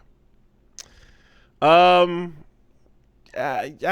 I don't fucking know what's going on there, but um, I don't know. I'll And Daigo was there. see you when I'm 65, I suppose. I'm still Oh, still young and spry. people are filling in some of the details. It was real billboards that the characters were wearing unavailable but data mined equipment in poses that would have required mods to achieve. So like every part of it is every possible violation of the TOS. But And it what? had a But what are they advertising? Like what? come to our house. Come for join our creepy house? Sex shit. Okay. Yeah. Okay. Yeah. That's it. Not one. No, 4. 4. Yeah. 4 billboards over To Texans specifically. Balmung. 4 billboards over Yeah. Balmung. There. That's let's right. Go, let's Yeah. go with that. There, Right. that's the one. Yeah, it is. All right. Oh. Yeah, when's it gonna? It's like I retweeted a fucking stupid meme about this, and it's just like, so why are you giving up, huh? Why is it? It just got to be too hard. It's supposed to be hard, and then they give up, and then a guy with a F14 logo walks in, and it's like, when's it gonna be too hard, Wooly? When are you just gonna go? Maybe I just want to relax with my stories. I tell you right now, those hammer loops got me feeling the Holy Spirit. I'm enjoying my time. And I didn't enter Samurai Showdown, but I looked and I saw and I was like, you know what? I probably should have. So I still got a fire in me. And that fire needs to burn until all the Kusoge of the world have been thrown into it. Because the barrel, there's plenty to go. The barrel is also. The thing about a barrel is that you light a good fire and you can keep everybody warm, you know? Yeah. So I got to burn through all that poverty before I'm ready to. There's a lot of poverty there. I'll let you'll know when the soul is no longer burning. I just see somebody in 6 months, Wooly asking if he should do the tribal quests while still in the MSQ. No, you shouldn't. You should wait till you clear it. Talk to me then, I suppose. Yeah. You know what? Here's the worst part about that. Because this is a goof, and because I've been playing the game for so long, there's actually like an enormous amount of inertia for you to not start playing FF14. Because if you did, there would just be this massive shit swell of annoyance. Perhaps. Of like, here's how you get into it. Oh no, you should come to do that. Like that. I got a taste of it last time, you know, and I don't know. I'm still confused as to how serious or not serious that entire issue was to begin with, but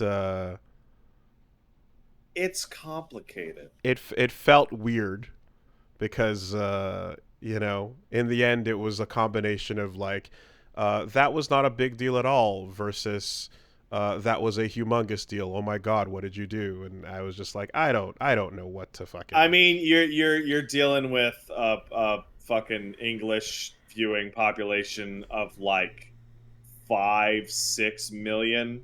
Yeah. right? It, like it's one of those things like Asmongold. Sure.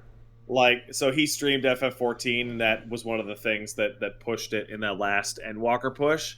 And I think he was talking about how like he kind of doesn't stream it that much anymore because the people who want to see him stream it will just constantly ask for just it.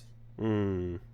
And like he'll be doing other shit and they'll be like, when is FF14 coming back? Mm-hmm. Like every single day, Mm-hmm. which is not a great impression.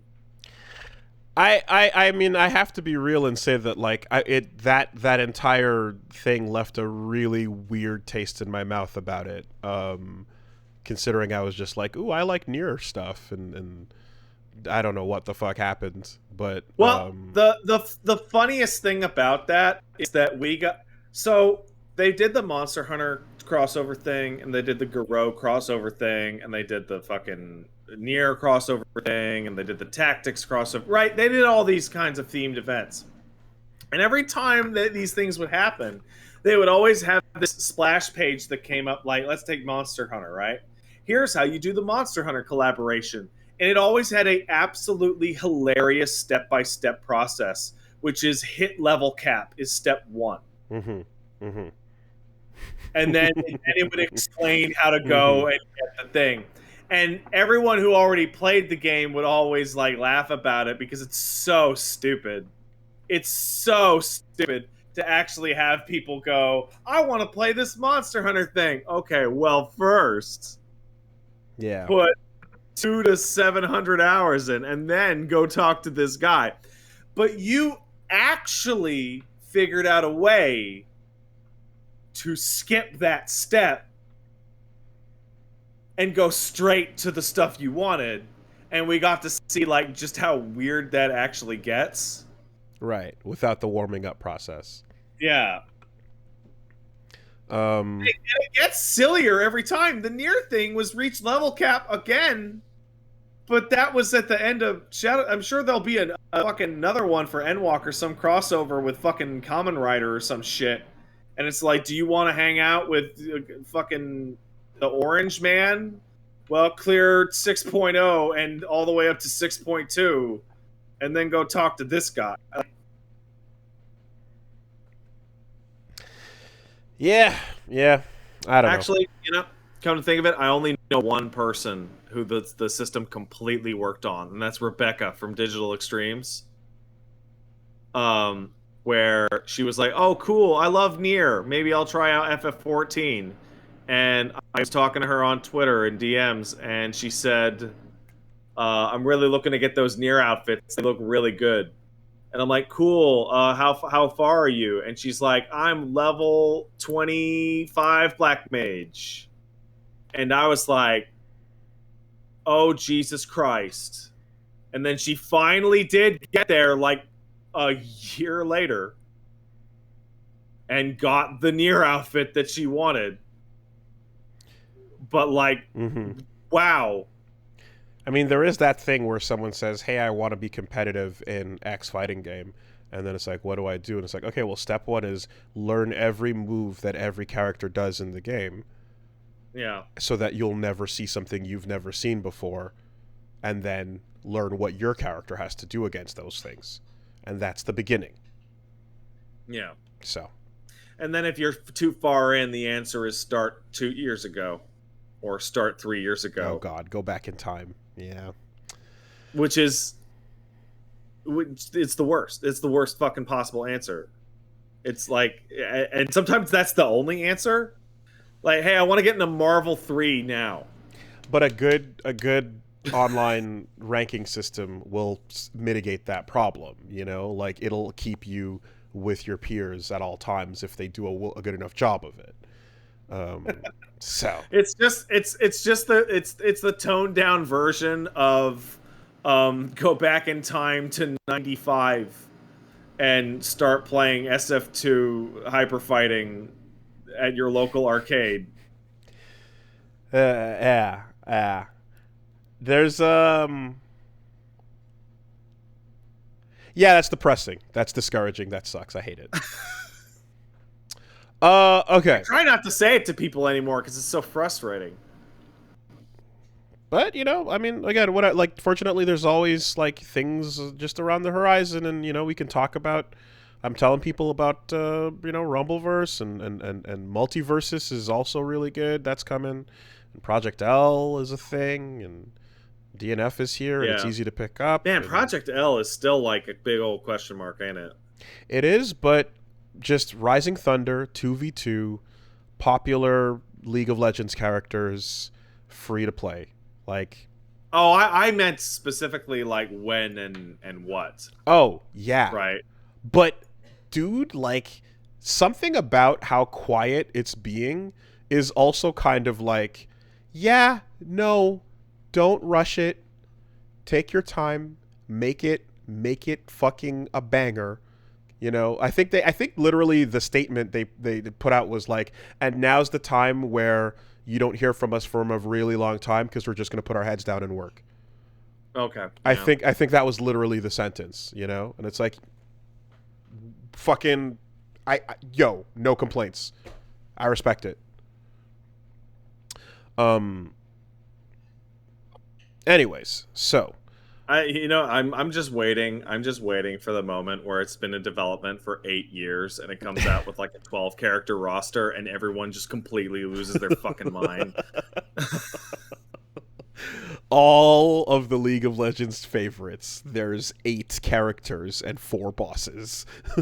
Well, they're kind of screwed on that because the character choice they have is like hundreds. Mm-hmm. So like everyone's gonna be fucking pissed off no matter You can't what. do it. And I've asked this question already, which was, can you satisfy people with skins? And I believe the answer was no. The answer is no, absolutely. The not. mechanics Absolutely are too not. unique. Like I'm sitting here going, if that game doesn't have Teemo, that game is trash. Right. In the meantime, like Teppen just made a Cammy skin where you can now use Cammy, but it's really just Nero. Yeah. And she gets different cards, but it's the same abilities, Runeterra has a lot easier time of it because like making a card is not the same as making a whole fucking fighting game character. No. Okay, other things going on. They talked a bit about the FF7 new shit. So an interview was done with Nomura and Kitase on FF7 Remake. And the takeaways are, there's no plans to remake Dirge of Cerberus or Before Crisis as of right now. So you can temper those expectations. Though, yeah, they also say a bunch of really obvious shit, like Zack is going to be really important. Like, yeah, is he? You think? Didn't they say that Before Crisis was going to be worked into the other project though? I don't remember. That could be possible. I think they said Before Crisis would be included in the First Soldier, if that's what it was called, or whatever that like original like FF7 goofy proportion looking thing was going to be. So Ever Crisis, excuse me. Yeah, First Soldier was the online shit. So that takes the place of the need for an actual Before Crisis remake. And Vincent can sit tight in his shitty game. Man, we know someone that loves the shit out of that game, though. We do? Yeah. Okay. I don't remember. This person. Really? Huh. Absolutely adores it. Huh. Yeah. It was like one of the strange. It was like one of the first games she's ever played too. So okay, yeah. But they also said they weren't sure whether or not the team was going to have the project for remake be 2 or 3 games, and that's weird. That's super weird.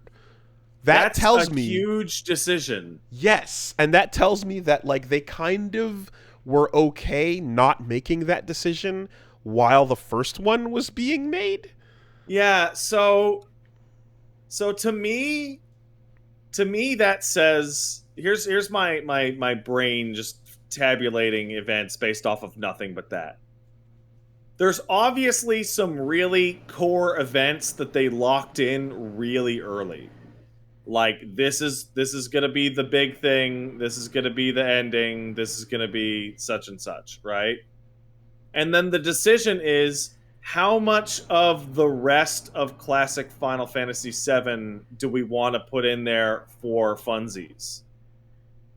Right? Do we want to do the entirety of Nibelheim Okay. flashback? Well, okay. Do we want to do Uh, all of the Gold Saucer and Corel? so Stuff like that. I mean that I get. Well, before that discussion comes, are we doing?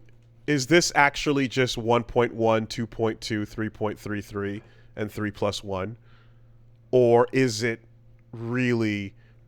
remake with the sauce on it? You know, because So, okay, before we go any further, we're going to talk about the kind of gist of the plot in the FF7 remake. There's no way to talk about this without, yeah. right? So if you haven't played FF7 remake and you don't want to be spoiled on anything that happens in that, probably stop listening to this part of the podcast. Okay, so in the FF7 remake, by the end of the thing, for the core cast, they're actually in a pretty similar place as to where they were at the end of the real game, Mm-hmm. right? There's some extraneous cast that is now going to be around and probably have their own thing, but like there's no reason to believe that the events of Calm all the way to maybe like fucking Nibelheim would actually change significantly at all. Right? Yeah, you could have a new plot and oh, Sephiroth's Like, here now, and oh, we ran into so and so, and that changed it so that the date is actually with Jesse or yeah, whatever. remastering will occur of Yeah, scenes, but like actual major plot changes, it didn't have to. But based on what they're setting up with the little teasers and such, you kind of are led to think like, but they're going to, and there's going to be a percentage of this game that is brand new, unreferenced before stuff yeah. that changes the entire direction that this all goes in, because they've created essentially a subplot that is happening, I guess, in another place, Well, time, reality Final thing. Fantasy has a history of you playing as your main cast and then you switching to the side cast for an hour. Mm-hmm. So the idea that they weren't sure whether it was going to be 2 or 3 is like so weird, because that's such a big decision. If you had to take everything that came from outside of Midgar all the way up to fucking North Cave, let's say, right? Yeah. And you cram it in and give it the amount of fleshed out detail that the same scenes you recognized in 7R1 got. Yeah. That would be that would be an entire fucking Yeah, thing. so yeah, I don't think there's any reason to continue anything past North Cave, because all that stuff is back to Midgard to do this with Rufus, and then Clouds in the wheelchair, and all that shit. Mm-hmm. But you'll have hit every area, which is what people really care about, Mm-hmm. right? So, yeah, like it would have been really weird, I guess, to see why that or it would have been really weird to see how they took everything else that was left untouched and cared about and crammed it all into a second game with adequate time for the new shit to also get its wrap up and whatever. Yeah, so my takeaway on that is that if they were gonna do 2 games, it was actually gonna be like a whirlwind tour of some of the spots, but then the story would diverge very strongly, and it would be mostly its own thing. Whereas with the three games, they get to just diverge it here and diverge it there, but you know, cash in on your nostalgia, cash in on, you know, all the stupid little remixes they can do. I'd be somewhat disappointed though if like each of those areas and cities you visit weren't given like the amount of like crazy respect and treatment that you saw the areas in Midgar get, right? Like, So here's the thing. I completely understand what you mean, but at the same time, Midgar is a disproportionately huge amount of FF7 originally, yeah. and its in-game place never lived up to the promise of it, right? Like Mm-hmm. Midgar was bigger than it was, Mm-hmm. Okay. right? Calm can get away with being a regular town, like an area like the Sector 7 slums, right? The Mm-hmm. Chocobo Ranch can be a Chocobo Ranch. The Junon can be mostly like it can be large in its scale, but it really just needs that main street, Yeah, it's all about right? yeah, yeah, yeah. Right, The, and so on and so forth. Midgar, the problem there was that it was this massive super area that you actually saw a really small part of. mm-hmm. What I'm thinking about though, for example, is like Wall Market as a like massive chunk where you spend a couple hours doing all of it, right? Yeah. In and out of Wall Market in you know, or the original like an hour, you know what I mean? Like you can really just and so like the scale from just kind of waltzing through it quickly, getting a feel for a couple of screens and then immediately being out versus like this has turned into a possibly like I don't know, maybe 7-8 hour chunk of your So time.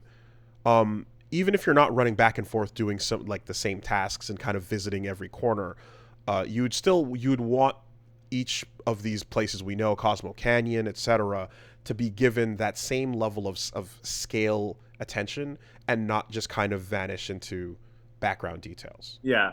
So the way that I interpret this is that um, trying to match the old content shot for shot is impossible. There's too much of it. Mm-hmm. Um, but what you can do is you can increase or decrease the amount of um, let's call it mental space a sequence will take up Mm-hmm. based off of how culturally important it felt that it was.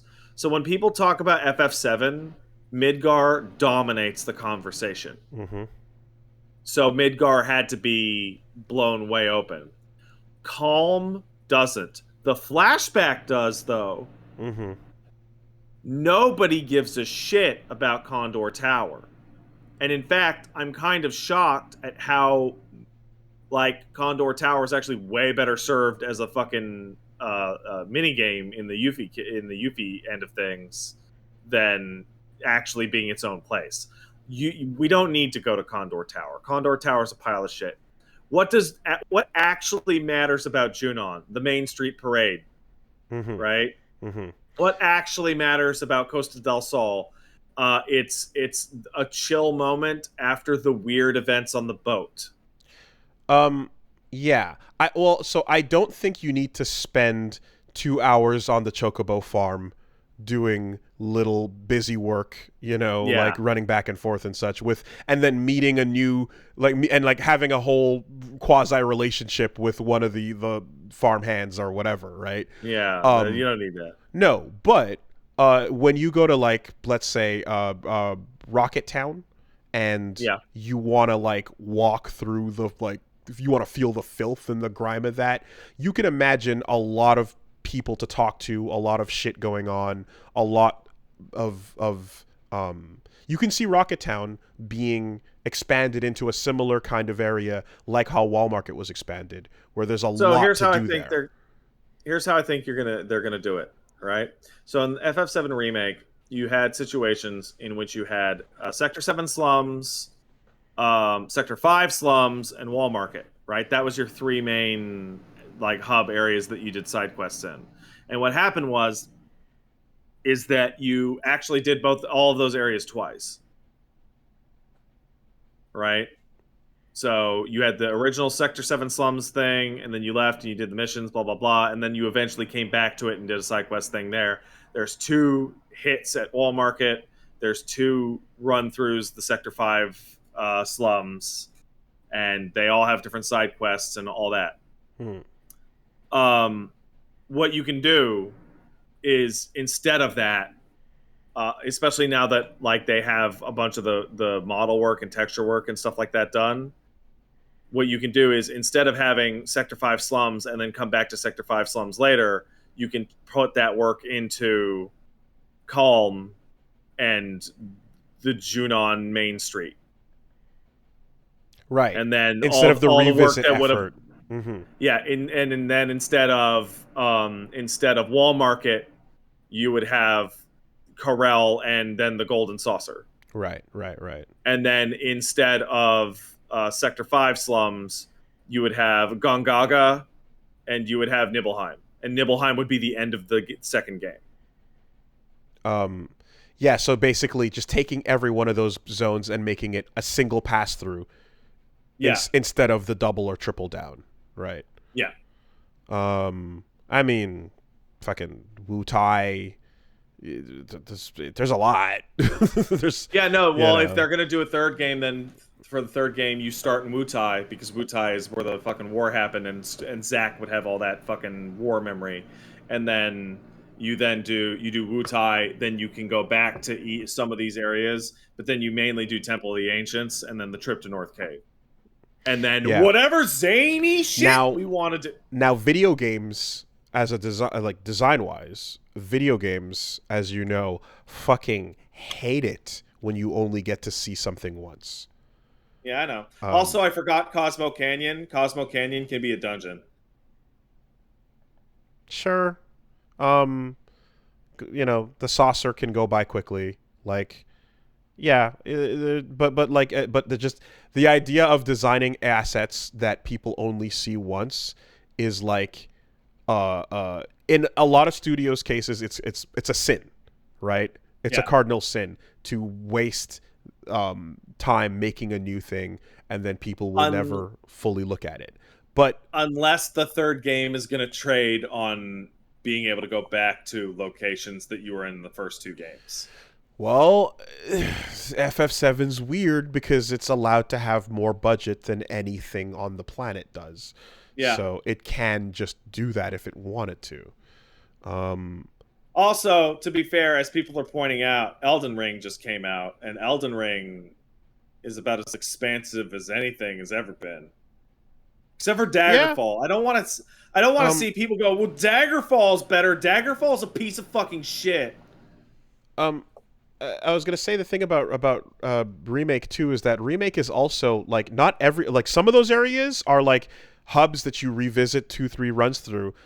Some of them are one and dones, right? The entire train yard is a one and done. The entire whatchamacallit, the sewers are pretty much a one and done. Yeah. You know, so they're not afraid to do that. They've demonstrated that. So I think they're gonna play a little. You do the sewers twice.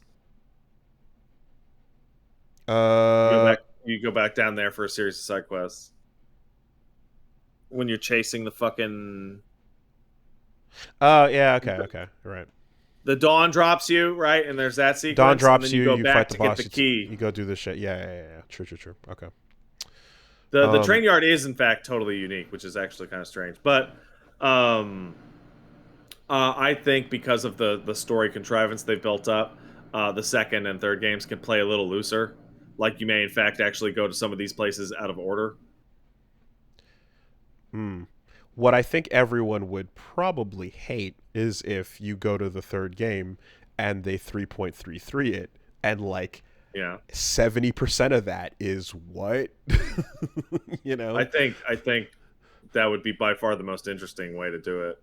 I think you are going to see some things out of order in 2, because I don't think there's any possibility you're going to get to the end of that game without the full roster, and canonically you get Sid after the Nibelheim shit. But fuck that. Going all new might be the most interesting way to go, but it also might like double down or triple down on it being like bad. It's a gamble, I suppose. Yeah. Because I still, as I said, as cool of a game as 7R was, like some of that new stuff it's question mark in the air, but like it leans in really hard to something that was like appreciably the xenomorph was not seen clearly for a lot of that, you know what I mean? Mm-hmm. And it kind of spoils a little bit of that and makes it like, oh, you're gonna get up and fucking close. Did you play Intergrade? No. You should. It's good. I hear. Yeah. And Yuffie plays like playing Intergrade and having the mechanic where you have the team up of the two characters like attack as a single unit feels like you're previewing the battle system of the next game. And of course I have to go see what Vice is up to. Yeah, if people want to be worried about what's going on in the FF7 remake verse or whatever, first of all, I'm excited to have more boss fights against Roche as he tracks us across the world being a dumbass. The deep ground shit. I love how people just go deep ground, baby, every single time. It's like the deep ground shit sucks, dude. I'm so excited for deep ground. Those characters are losers.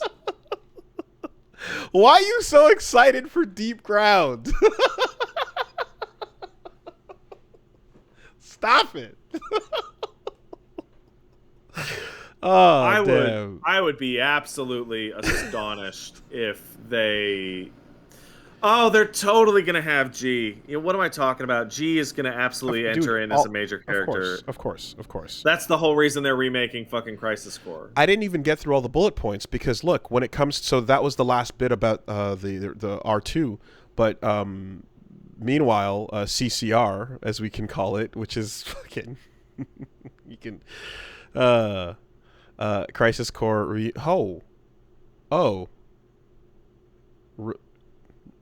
you're looking for another reword. What about revival? If you want to fucking get a CCR reference in there. No, but like you're like reunion, remake. I was 100% certain that the third game was going to be called Reunion. But yeah. Anyway, credence aside, Crisis Core Reunion, fully voice acted, newly arranged OST, new gameplay changes, talking about the slot system and the always accessible limit breaks. You could make a couple changes to Crisis Core that would make that a much better game. Sure. Running on UE4, PC aiming for 120 FPS, and current gen going for 60. And the thing that is also on this list that's notable in the interviews, they took the time to say that they're going to keep it faithful to the original. So my take on that is we're not deleting any characters out of the canon, so you can expect everyone who showed up to exist in some shape. So the real question is what characters are there that for some reason have more lines? Like, I think people really like Cisne the Turk. Mm-hmm. That would be cool. No, what I mean, what I hear as faithful is that the ending isn't going to change because the ending has to not change so that the ending of R is like what when it changes. Right, since that comes first. Yeah, right? Sure. But also, wink, wink, nod, nod, Gact is backed. Yeah. Whether or not it's actually him, the spirit of Gact will live on. So, That's pretty much what they had to say in the interview. I think a lot of people would like Gact or wouldn't have much of a problem with Gact in Final Fantasy if G didn't just suck ass. G is awful. I mean, Gact self inserts like he's going to touch something you love before you're out of here. Like it doesn't matter. Like if it's not FF7, it might be Fist of the North Star. It might be Gundam Zeta. Like he's going to get his way in, and slowly but surely try to turn whatever he works on into Bujin guy. And then he'll make you come by his own hand.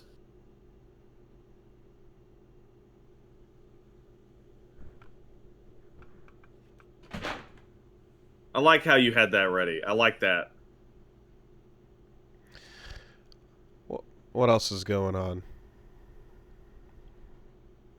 Ubisoft announced that it's totally cool to pirate all their games and then quickly backed down and said, no, wait. Sick. They're delisting, or rather, removing multiplayer from a bunch of shit. That was essentially the announcement. Yeah, part of that was also people getting slapped with a message saying, hey, do you own Assassin's Creed Liberation that was on the Steam sale like 1 day ago? And you won't be able to play it at all. It'll be removed from your library September 1st. And everyone's like, what the hell? And then they gave out like 3 confusing statements. And then the final one is like, no, if you own it, you'll still be able to play it. You just can't buy it again. And everyone's like, why was this so difficult? And I can only imagine is because that's not the way it was going to be. Originally, it was going to be, no, fucky you. No video game. Now, and then everybody get mad.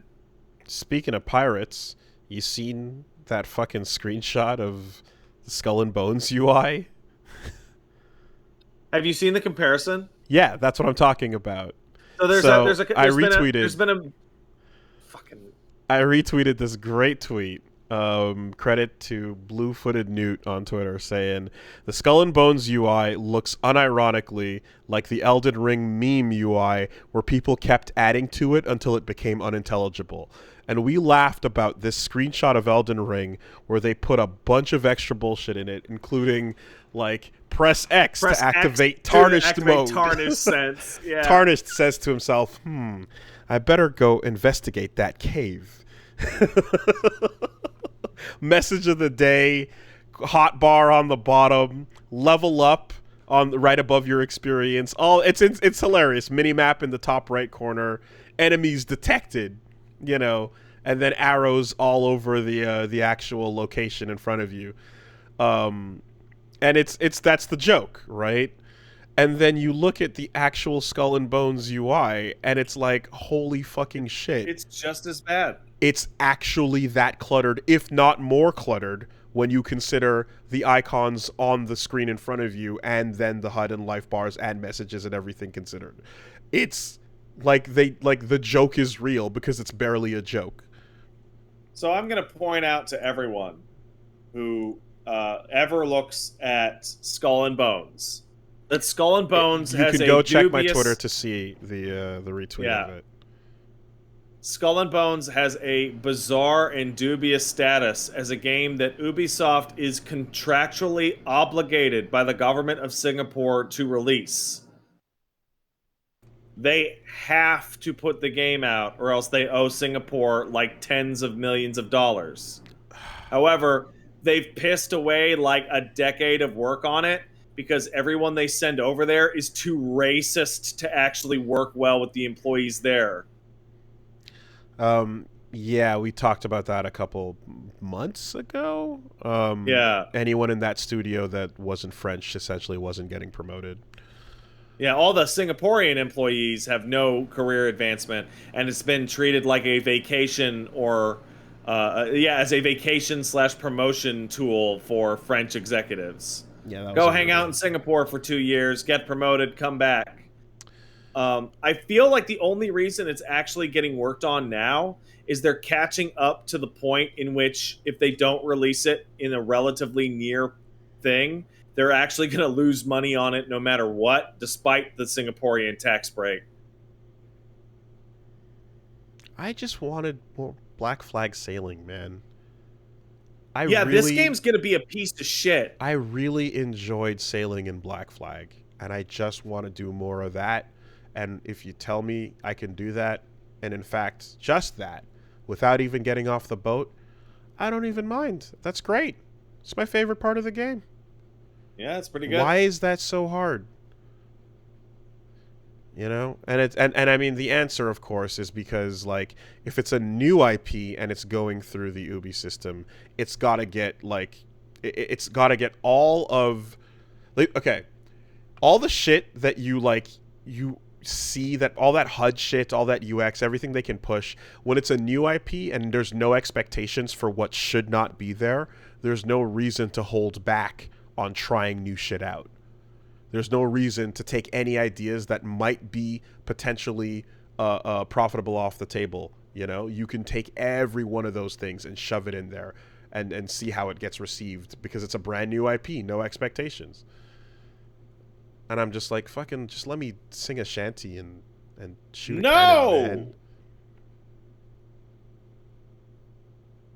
Just want to sing Lever Johnny. No. All right. Well. No, you may not. How is a boat gonna climb a tower?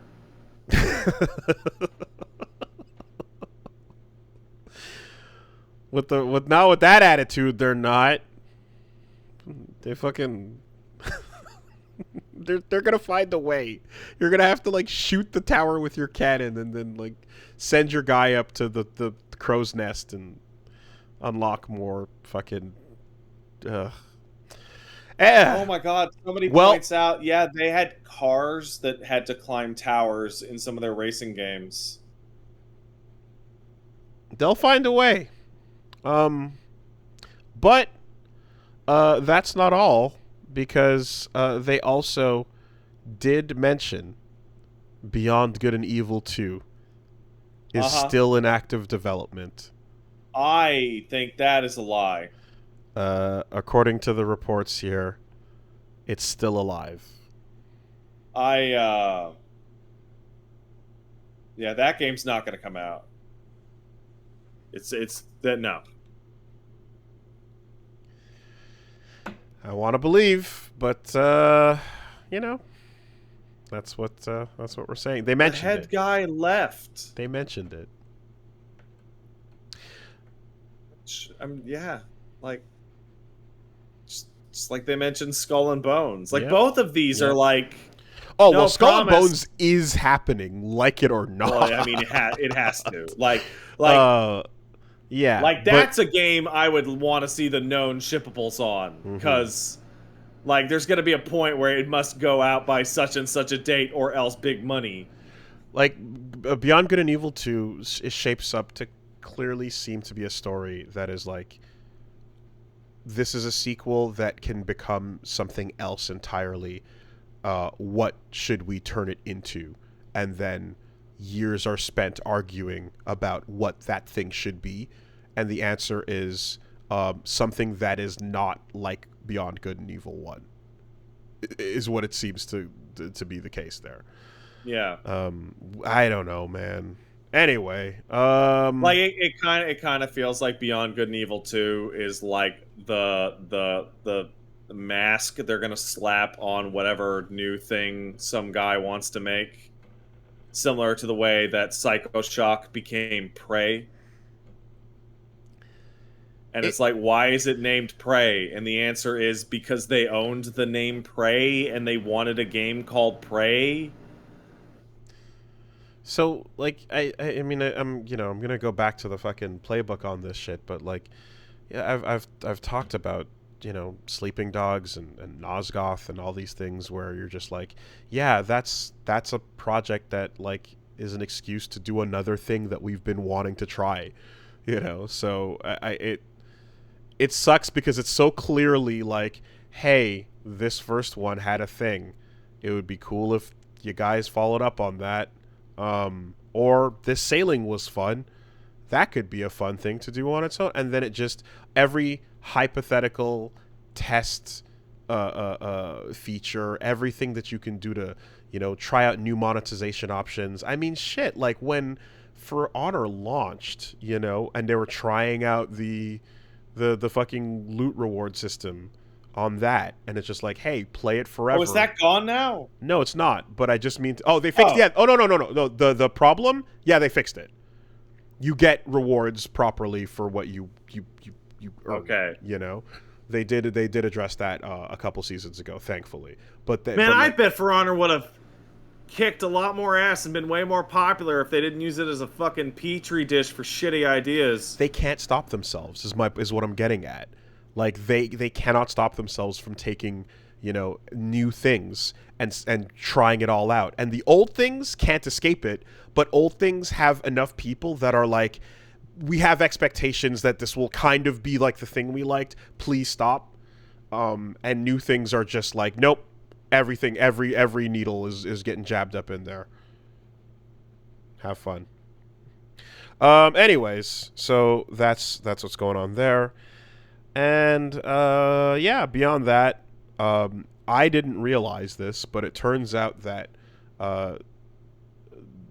I guess Netflix has still got the Death Note live action rights because they're going to try again, this time with the Duffer Brothers, who are the Stranger Things folks. That's a much better pick for that. Yes, however, I'm kind of somebody who thinks that if you take a shot at it and you fuck it up, you should probably lose your chance and give it back. No, unfortunately, that's not how licensing works. It would be great if it's like, you fucked up, done, you shot your shot, now somebody else, or no one, for that matter. But the fact that they're like, nah, just do it again, though. Yes, these are better directors, but still. Companies gonna do live action Death Note? I mean, there's the original Japanese live action, but Netflix paid whatever they paid to be able to, I guess, keep trying for a certain period of time, or maybe a certain number of projects. Who knows what it was? But yep. Hey, this actually reminds me of something I don't think we talked about. You like Into the Breach, right? I do. You're aware that there's a new Into the Breach coming? Hold on. They're re-releasing it with a bunch of new characters and new stuff in it. Sounds like you're not. What was there about? There was an announcement for some things. Was there also like an adaptation and some other news that came? Yeah, it's finally coming to mobile. Mobile is what I heard. Yep, yes. As part of Netflix. Right. Okay, there we go. As part of your fucking Netflix subscription. Yes, thank you. I'm like, there was something about this that made me not care. I forget what it was. Yeah. Yeah, and okay, there we go. That might be the absolute shittiest, like, deal breaker ever. Okay, if it's like an app that is like has a little Netflix logo on it, that's one thing. But if they're going to be like, play Into the Breach by loading into the Netflix app and then using the shittiest garbage ever on your phone. More like Into the Trash.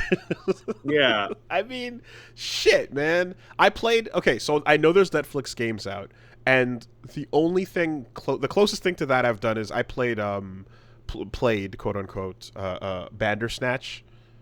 Yeah. And that was not a good experience of selecting things on the screen. I did not enjoy it. So, if Into the Breach Netflix edition is going to consist of, like, each grid on the thing being, like, a remote that, like cell selected that, I bet that mobile version is going to be fucking terrible. Like the worst possible Flash edition of a thing that you like, Yeah, no, that's terrible. I hate it, and it's such a great game too. Fuck. uh, So yeah, no, but whatever. More Death Note, yeah, they have a new company called Upside Down Pictures, which naturally, of course. um, I just it's Death Note is not in the list of things that I think is unadaptable and shouldn't be touched. I think it can be done, but it just Yeah, like you could do it, you just but why yeah bother? yeah better people, I guess. We'll see. Um, and then you see that new RoboCop game. I did. It that trailer looks That's a that's a real that's a game. That's a RoboCop. specifically cut. I am looking at this is Might be fine. I I The am looking at the worst thing I have ever seen in my life right now. might be fine. We'll have to see. Um, it's gonna come down to like the gameplay because visually they've got a budget. And that's I don't think RoboCop is pulling in quadruple A funding for a new game, but they clearly are going old RoboCop, and not only that, they're going Peter Weller. So Okay, well, yeah, good. he shows up. He's got the face. He's got the voice. So they're not fucking around with that. Um. So hey, we'll see. It's not a looker, but gameplay might be what you want out of a RoboCop game. I don't know. It's hard to say. RoboCop doesn't move fast enough for a good first-person shooter. Well, then how do you make a good first-person shooter where it's about moving slow? You make it a tank, and you make all the enemies tanks. And But RoboCop tends to shoot humans. mm-hmm. Precise, like shoot between the skirt moments, and Yeah, no, that'll be a mode. well, yeah, it turns into horde mode where Yeah. where then you have to target all the dicks, and as they rush down from That Our RoboCop remake is incredible. If you haven't seen the film called Our RoboCop remake, you need to go watch it. That it's is great. a horde boss fight scene waiting to happen. Yeah, it's incredible. I've just been informed that what I'm going to assume is a somewhat reputable. Fuck. Oh no, never mind. I'm stupid. Never mind everything that I'm saying. Okay, all right, I got trolled by a parody account. no problem. I am used to never minding everything that you're saying. Oh, that's good. That's good. I like that. If you got a letter, you can send it to castlesuperbeastmail@gmail.com. That's Castle Super. Fuck. Nailed it. Cat. It's good. Castle Super Beast Mail at gmail.com. All right. Shit. Here's one coming in from Soggy Snake. What's up, Woolly Man and Zangief's Corner Man? Hey. In the 1980s,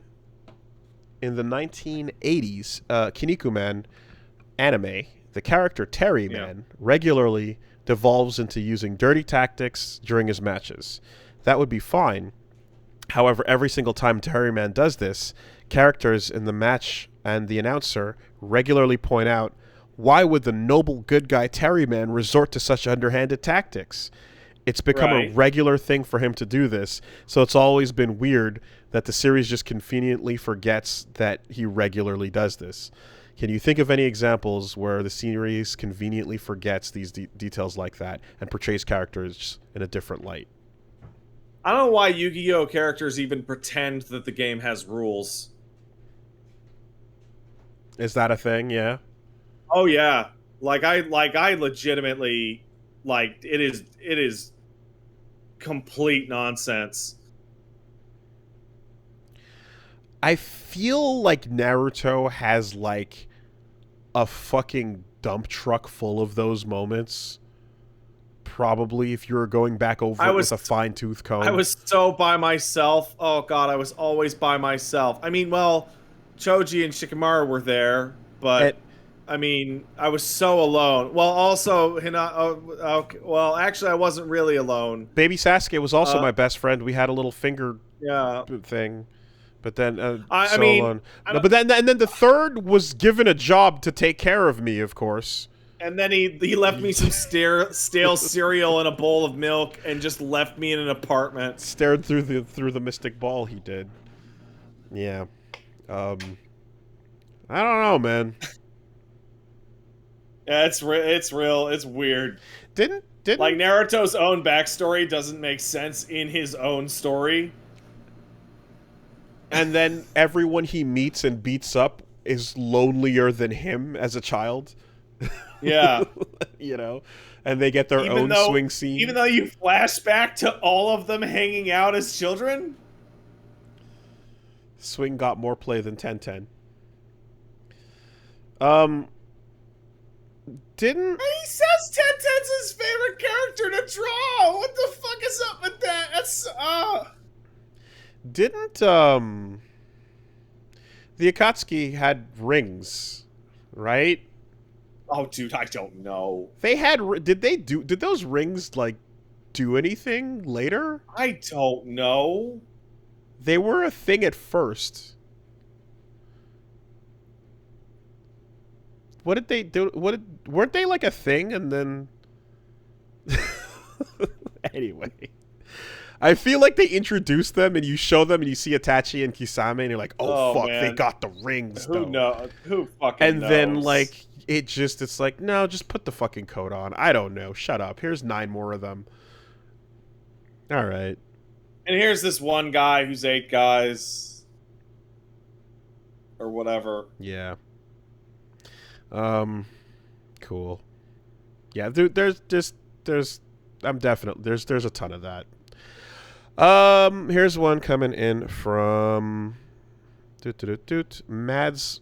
No, that's not correct. Daniel. All right, Daniel says, "Hey, Wooly and Pat, greetings from Mads Mikkelsen land. During last week's podcast, Pat talked about the benefits of using Kindle over purchasing physical copies of books and such. One of the benefits is always being able to purchase a copy, whereas physical copies would go out of print and become rare commodities. However, I think I actually said something similar today. with the recent news of Ubisoft and Sony both removing access to digital copies and movies that people already bought, I can't help but feel a bit conflicted about trusting digital media. And yet, especially in this day and age of live service games. Therefore, I wanted to hear your thoughts on the matter. Should we trust the companies to maintain some decency and not screw their customers? Or should I start buying more physical copies of things I like before it becomes impossible to get my hands on them? So this is a really good question. In the particular case of books, there was a Microsoft e-reader that eventually stopped being supported, and the books all locked because Microsoft had relinquished the DRM rights for them or whatever. So that was a fucking shit show. In terms of the Kindle, I think some crazy shit may be happening in the world economy if all of a sudden Amazon goes under. Yeah. I have faith that that company will continue to exist. But let's say it doesn't. I have a sneaking suspicion that in the case of digital books specifically, that if the Kindle and the Amazon marketplace all went away, that somehow, just somehow, there would still be a way to get your books onto your device. Perhaps, yes. Mayhaps that might be a thing. If you're talking about, like, I guess, like, supporting what you'd like to and such, though, for me, a huge factor is, like, and this is not just books, does the digital format require some sort of connection and authentication? Because in the case of things like, expect every storefront to eventually go down. Expect every ability to re-download something that you bought to be taken away, right? If I boot up my 360, all the Xbox Live Arcade games I bought are still on it. It sucks that if that goes away, that you might not be able to fix that problem in the future. But if the thing you buy requires you to like connect and then get proof that they still have the ability to let you read this book or play this game or some such, that's a complete no-go that's a non-starter. Well, I mean, luckily in the case of this particular device, you can just use Caliber to fucking rip the fucking DRM right off the fucking things. Sure. And that's that problem. But as for games, it's a little more complex. Yeah. Because you usually need the hardware to do it. But if it's not doing any kind of check to make sure beforehand, then it's like, okay, at least your preserved shit will be fine in the future without an internet connection. That's what matters for me. Console games and Steam games, it's like I completely understand the desire to buy physical and not have to put up with all this shit. I made that decision to switch to digital purchases when I moved into my last place, and I knew the PS4 was going to get all digital games, right? Like everything would be coming out digitally. Mm-hmm.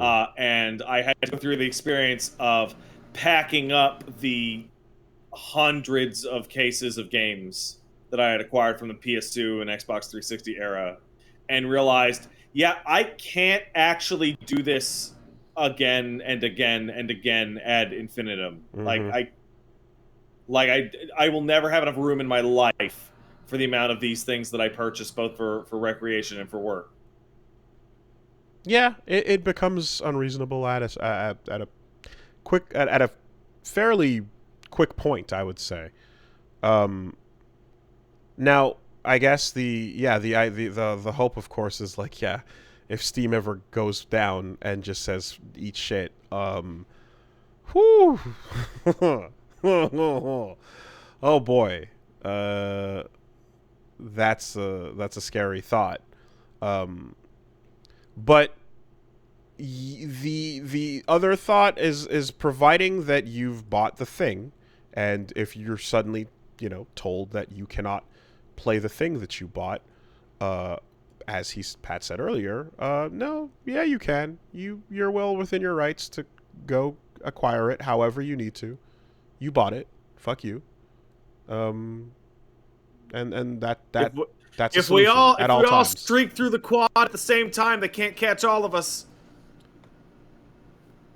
If you're looking at shit that you want to try but never got a chance to, and that goes down, well, that's just fucking garbage. But hey, the Wii U eShop just said, we're deleting history, fuck you.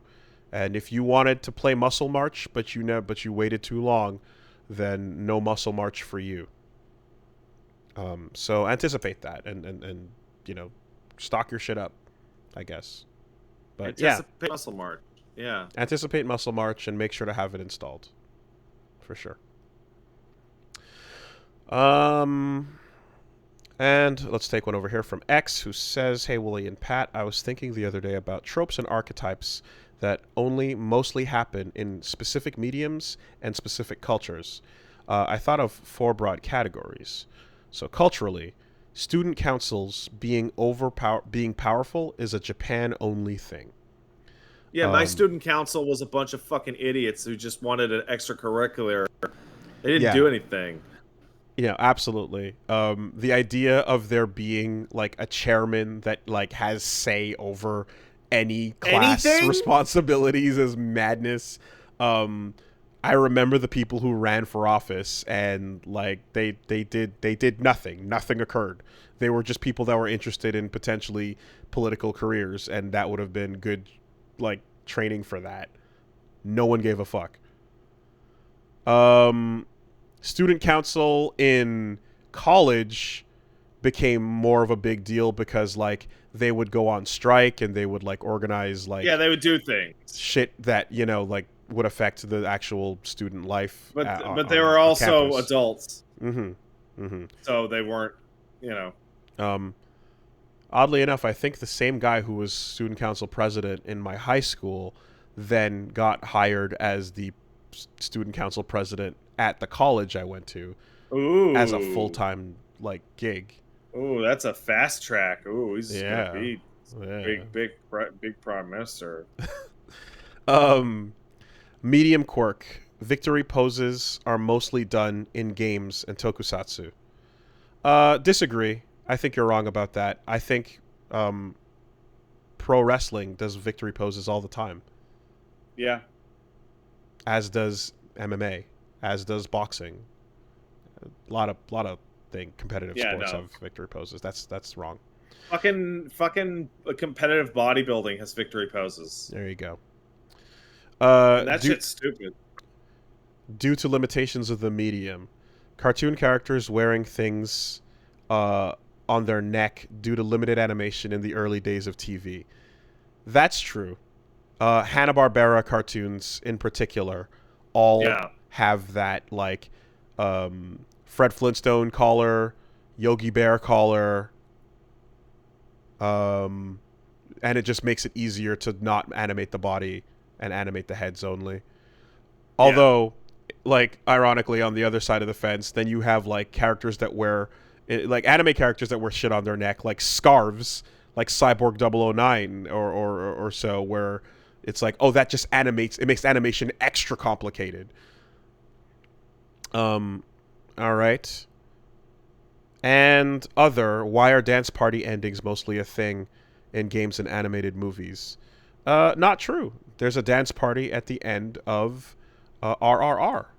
There's a Well, dance yes. I party mean, at the end of Singham, yeah. I mean, and there is a dance party at the end of Slumdog Millionaire. that's mandated by the government. So I two for if four. I watched a goddamn movie that took place or was from India and there was not a dance scene at the end of that movie, I would rate that movie a fucking 0. Like, would you be upset that there's no Yeah. dancing? Yeah, yeah, yeah. Sure, sure. Um, Jai Ho, man, that was a fucking bop. Before the Pussycat Dolls got to it. Do I you don't know what the remember? fuck you're talking about. I have no idea. I have absolutely no The end credits what the fuck. theme of Slumdog Millionaire was a song called Jai Ho. It was really good. Yeah. It was catchy. Jai Ho. It was great. And then the Pussycat Dolls covered it, and they made Yeah. their own American version of it, where they sang Jai Ho. Oh, I see. And whoo, Okay. yep, That's all right. yeah. Okay. This is the one time I'll say that I'm glad. You should be glad too that the podcast no longer has outro music because Oh yeah. yeah, Oh yeah, cuz there you you would go. inflict it upon them. You're being spared. All right. What a bummer. Oh god.